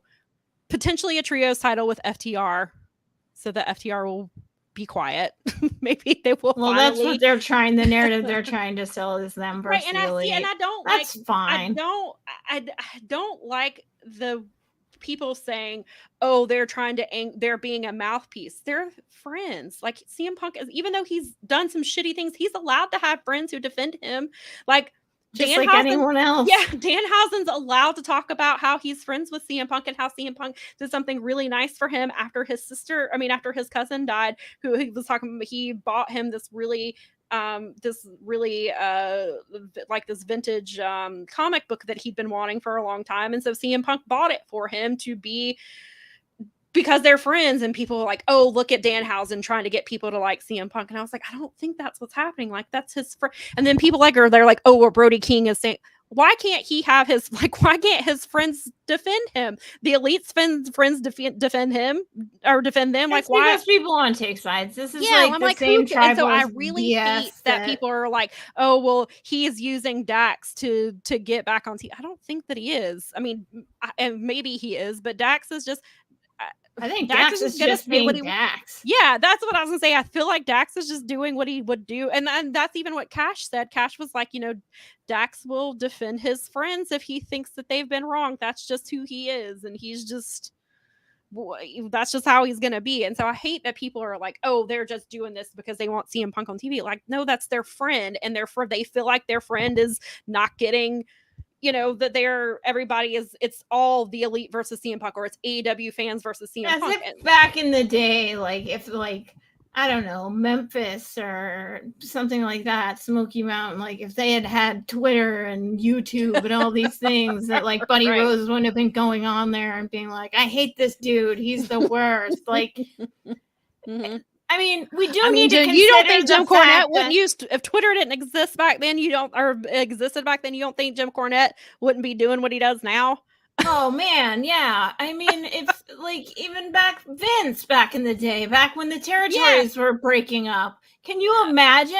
There would have been Jeff Jarrett's dad would have been having his own podcast. I mean, come on. Yeah. We do. I mean. And this is a carny business at the end of the day, too. I was like, we have had this conversation, and I was thinking about that earlier. Carny's gonna carny. Yeah, I was like, we have had this conversation 9 million times about carnies, and that carnies are gonna carny. I think at the end of the day is my stance on it is, I am not a CM Punk fan. I don't think he adds or subtracts fundamentally for me anything to the show. Sure, but the numbers are numbers, and they exist. And if he is something that's going to draw people to watching pro wrestling and keeping pro wrestling on the air and keeping AEW on the air, I maintain the same attitude I had when he came on in the first place, which is, if you're getting people to watch wrestling and that's putting more wrestling on the TV and it's good wrestling, awesome. I don't need to like you. There's 15 other guys on here I like. Exactly. And I can like the guys on the show that I like. I would like CM Punk to not be a jerk and get along with people and not blow up. Tony Khan to not be everybody's friend and be everybody's well. And Mike and JD brought that up about how this will be a huge test for his leadership skills if CM Punk is brought back. Define it. Everybody acts the way the leader acts. That's true. That's true in sport. It's coaching. The coach influence, whether you like it, whether it's a good coach or a bad coach. They influence the or a mid card coach. They influence the mentality of the team. They influence how the team interacts. They influence, because everybody looks at the leader and sees. That's why like things under certain politicians are so bad, is because they see their politician acting like a ding dong. So they go, right. Well, if he can act that way in public, so can I. Mm-hmm. So it's the same fundamental. And people, unfortunately, when people are in big groups or like, you know, the squeaky it's like a wheel, mob mentality type of thing. They just, it's as a friend of mine likes to say, people in groups are largely idiots. So it's true. It's true. And the more like groupthink ruins everything. Like the more people you bring to a circumstance. Yeah. And so I want whatever happens, I have no control over it. I hope it goes whatever it is. Me too. I'm in the same position. I just want it go just keep lifting the tide. Keep making more Wimbledons and more Forbidden Doors and more. Maybe someone shows up on G1. That's all I care about. I can watch what I like and like what I like and yeah, because I was like, at this point, no more no repeats of the brawl out, no repeats. Yeah, like that obviously that cannot happen again. Like they can't get physical with each other backstage. Like they've gotta just be professional with each other, but punching clearly each other backstage. Stop it. Keep your hands to yourself. Can you imagine if I walked into work and like I was mad at you, like we're in like and I punched you? Right. Yeah. Like it would be a freaking crisis. Seriously. Yeah, it would. It would. So I'm gonna go back to some of the comments over here. Daza said it's oh wait, nope, I saw that one. That was this one from Daza. Sorry. Says if anyone thinks Punk is the only problem causing an AEW since it formed, they are naive. Yes. Well, you foster an environment. He's an easy scapegoat. But I mean, the stuff with Sammy, and was that before or after CM Punk was there? I can't remember. After. Yeah. Okay, it was after. Yeah. So Kenny says, what if there's not many problems in AEW backstage and they just work to make them drive interest and headlines, which people have made that comment before. And I'm not, and I don't want to take away, like, CM Punk did some shitty things. Like, I have been very open about that, even as a fan of his. Like, that situation was complete, and he's done a lot of harm to himself, bringing himself back, as in, like, I mean, like, the him blowing up on Instagram a few weeks ago. Like, I get frustration of not being able to say your side of things. But that's not the avenue. Right. That's, again, I was like, it needs to be, those grievances need to be aired in a boardroom, not on a chat room. Like, it's just, that's the bottom line, is that you got a problem with someone at work, you need to be sitting, like Tony Khan needs to be, I don't care how many stupid staff meetings it takes. Get in here, shut up. You're all going to work together, and you don't have to be buddies. It sounds like that's kind of what this meeting is going to be. I mean, clearly we don't know. And they said, I've seen something about non-wrestlers being in there. I assume it's going to be Warner Brothers executives. Probably. Well, and maybe they'll have to have human resources and lawyers. That's what I was just about to say. Human resources, some AEW and lawyers. Yep, they're gonna, and Mega saw what they'll happened have the first time. Like, so I think they will. That's what those people are there for. They're theoretically there for conflict resolution and stuff, and also to tell people, get over it. You're working together. Right. I think I skipped some comments on accident trying to scroll over here. I think somebody said something about, was Punk coming back because they still have to pay him because his contract's not done. So that could be part, because I know that was Dave said was that they couldn't come to a resolution on a buyout. Right, because there was, I was gonna say, there was at some point supposedly a lawyer involved trying to figure out, and they were trying to figure out buyout, because AEW from the beginning said if you were injured in an AEW ring, they would pay for your treatments, everything like that. So that obviously complicated things because CM Punk was injured in his match. During the scrum, he was injured, which is, again, we've had this conversation before, that Punk should not have been out there in the first place. He should have been getting his injury looked at. That should have been the top priority. They knew he was going to be out when they gave him the thing anyway. I mean, so it was just, so there was that type of stuff, and like they couldn't come to a resolution. he obviously wants to come back. I think it's because he doesn't want to go out because who wants to go out like that? I mean, it's his own fault. He did it to himself. So I understand him wanting to come back. I mean, I guess I would want damning. You made a really dumb mistake. Like, you wouldn't want to end your career on doing something stupid. I guess damning someone forever is not something that you want to do, because you always want to give people a chance. And I don't know. He just came back, and they've got a lot. So like, you see that side of stuff, and again, like, it's not our decision. We don't get. It's not our decision, and I don't even. We don't decide. We don't get to decide whether he gets redemption. I don't think it's Tony's decision even. No, ultimately. It sounds like it's a Warner Brothers decision. I mean, I'm sure he has a say, but yeah. I think this is where Daza said. Also, I believe they're having to pay Punk, so they might as well get something out of it. Yeah, that's probably where they're going with it. Could Punk versus MJF happen at Wembley?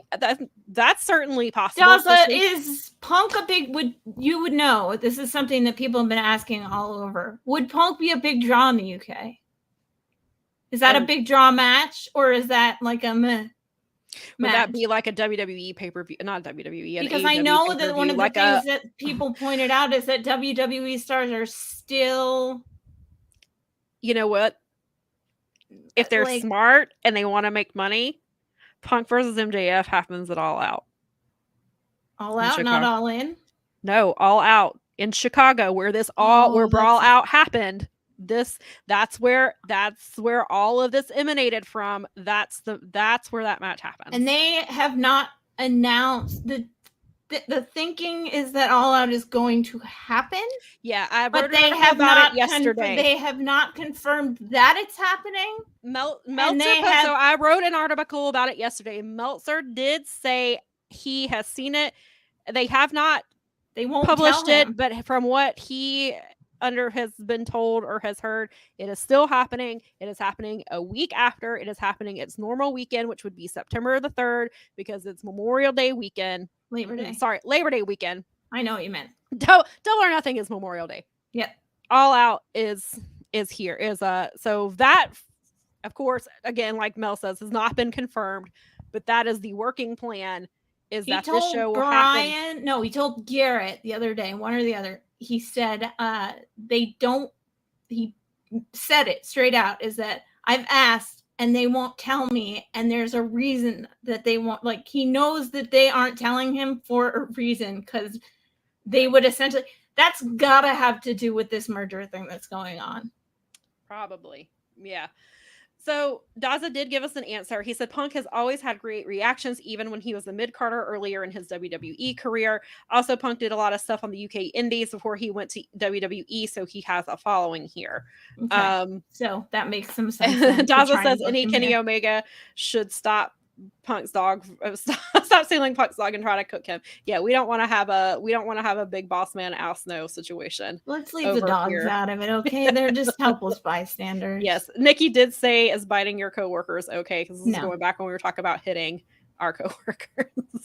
Yeah, and somebody made a point the other day. They wonder how much of this was Ace still kind of driving, like he.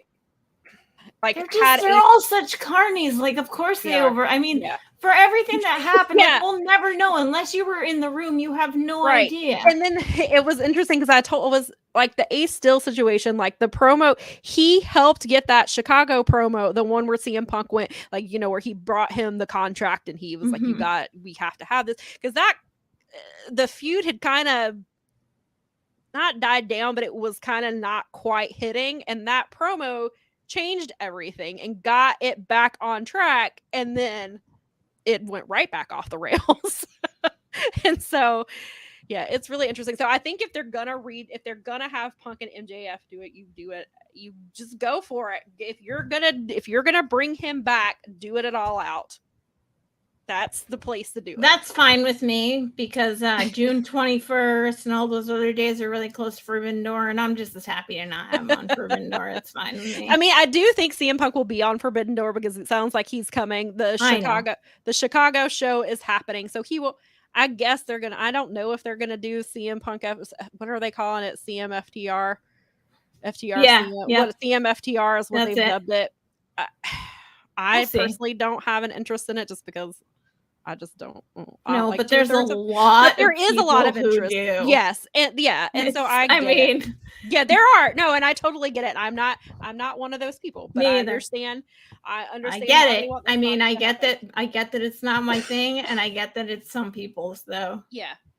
So, and you're going to do what's best for business and you're going to do what sells They tickets. have And to. that's clearly what Warner Brothers is doing. And so so whether or not I necessarily, because I do, again, I see the pros in bringing CM Punk back if obviously certain conditions, like I think regardless, he has to attempt, I was going to say he has to make amends.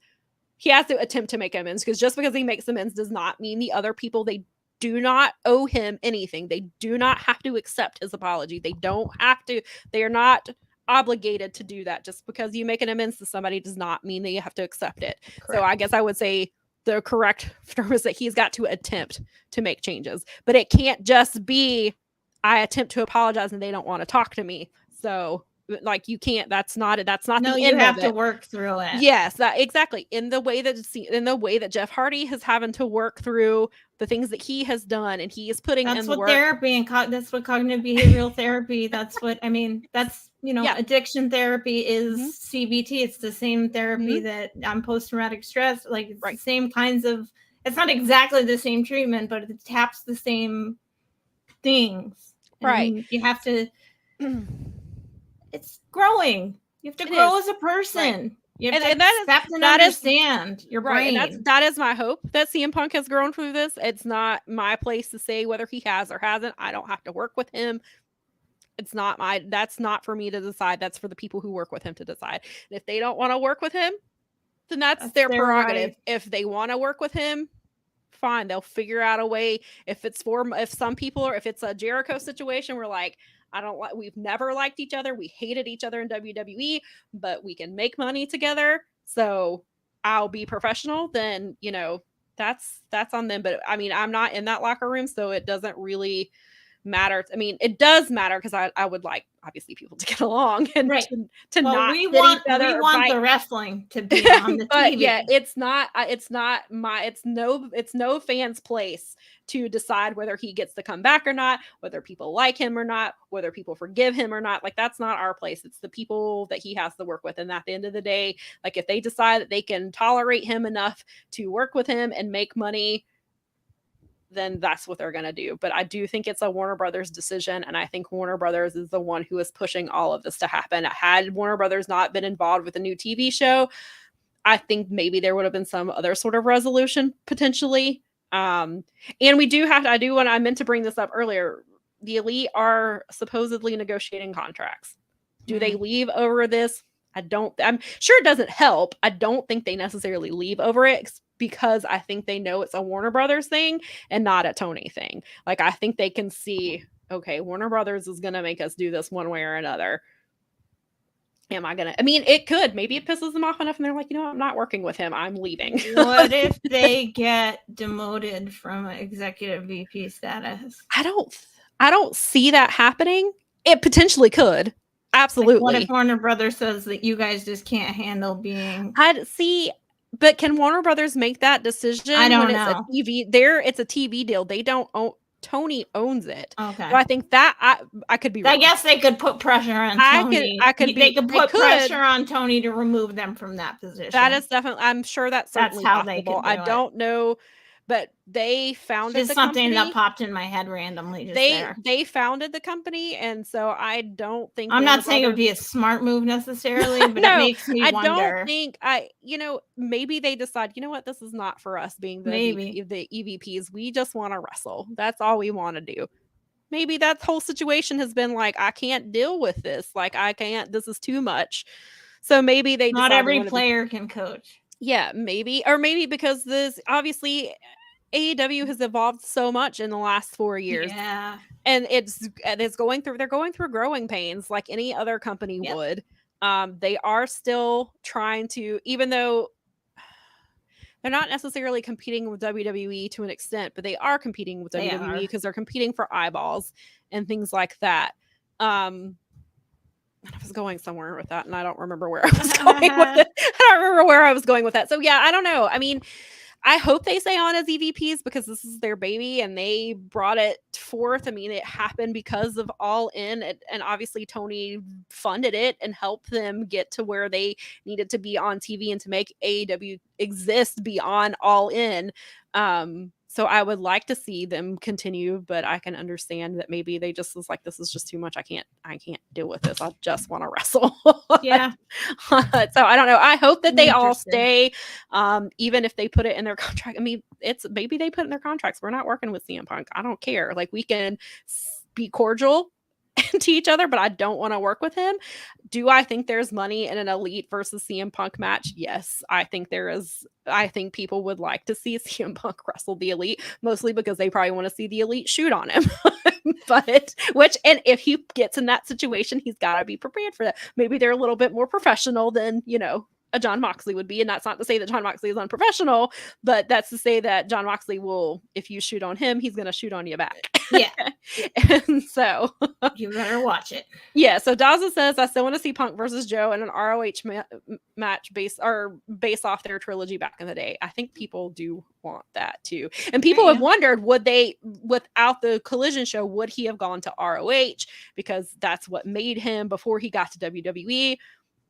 Which I think he potentially could, but I thought he might show up on the Supercard of Honor, honestly. Honor Club's not on TV, so I don't know if that would be...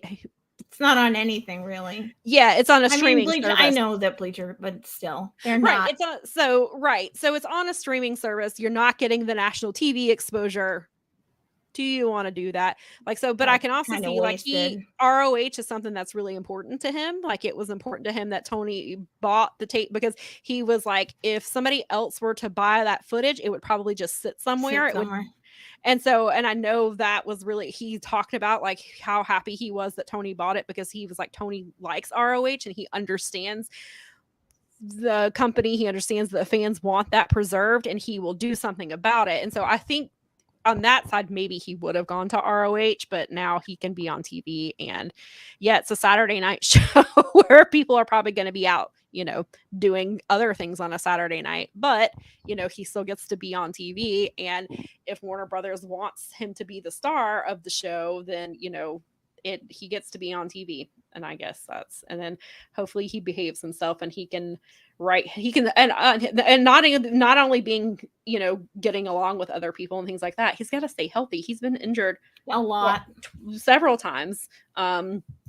3 injuries. He's 42 years old. Not to say that's because clearly we see people like look. No, but for athletics, it's like Christopher Daniels is 53 years old, and look at the things that he's still doing. And you've got but I'm sure he feels it way worse than he did when he was 40. Well, and even Mickie James, that's what she said. She's like, I feel in the ring, I feel 20, but after I don't. So so there's, and that's the thing. Like, we don't know exactly where CM Punk is as far as his end from healing from surgery. Mm-hmm. He's not been in a ring. I mean, maybe he's been, we don't know what his training has been like, what he's been allowed to do. So there's all of that you have to factor into all of this. So I assume that if June is so I heard something that they thought maybe he had been cleared to like start resuming activity like a few months ago. And apparently he's been doing that supposedly, but I mean, June is just a few weeks away. So like, is he going to be it's going to be closer than we want it to be. Right. So it's like, is he going to be in ring ready? 2 months. Yeah. So that's 2, but he hasn't wrestled since last September. So that's a long time to go. And that's where you risk re-injury when you got to get off the ring rust. And so that's another thing they're going to have to look at when so maybe he comes back and he's on TV for a little bit doing in mic stuff and things like that. And then it's still, a few more weeks before he gets into the ring, but I don't know. It'll be interesting to see how it plays out. But so that's I think that's pretty much it. And we did not mean to go nearly 3 hours again this week. Did it again. We're rocking it. But thank you for everybody who has stuck around with us, or if you tuned in for a little bit and left, that's all right too. We understand. We weren't planning to go this long. That's not what we planned, but it happens. It does. we rewrote the show like 4 times. We did, and that was we were on a few minutes late, but that's because we were discussing. Well, we had our notes of what we rewriting were the going to talk show, about, yeah. but we were, and we were holding out for more money. Well, Sam threatened to walk out. It was a scene. We weren't going to talk about that. Oh, thanks, said Daza. longer than Endgame again. LOL. And Nikki said enjoy the show. Thank you for that. We appreciate it. Thank you. Thank you for being here for any length of time that you were here, and if you were listening on the audio, thank you for that as well. If he starts paying by the hour, these are going to end up being like 6-hour shows. We're going to end up like no, it's not like a pay by the word thing. It isn't. It is not paid by the hour. You get what you get, you know. Yes. Here's your money from Tony's bag. Shut up and go. We know that like Hook does not get paid by the hour, as Taz likes to say. Yeah, that's correct. Thank you, Daza. So it's great as always. We'll be back next week. Plan to do our normal like 90-minute show, hour and a half to 2-hour show. But yeah, some things came up this week. You guys got some extra content. You did. But again, thank you as always for tuning in. Make sure you're following us on Twitter at Powerbombshells and on Instagram. We are getting a little bit better about posting some stuff, not just in the Insta story where I do post things there too, but we're trying to be more active over there. So yeah, come follow us there, and then you can follow Mel and I personally. You will see me live tweet baseball games, which are on right now. This game almost went. This game started at 110, I think, or 120, and it's in the top of the 8th. I mean, I know they've changed things, but yeah. So now these games, now it's going to be a competition as which lasts longer, a baseball game or the Power Bombshells. Daza said me and Brad will play Guess the Hat again. Please do. All right, next week. Mel's got to come up with something good so y'all can't guess her hat. Yeah, we'll work on it. And then one day we're all gonna forget about the tinfoil hat, and she's just and what's gonna happen is she's gonna stay hidden, and I'm not gonna see her until we're on air, and then I see her at the same time that you guys do. That's the best way to do it. That's for the really good ones. Mm-hmm. And get Sam's live reacts. Yes. For the really special ones. Yes. All right, we're gonna get out of here for real. Yes. See you. Hope you guys have a good week, and we'll see you next week. And we will try very hard not to go 3 hours next week. Thanks for being here, guys. Bye.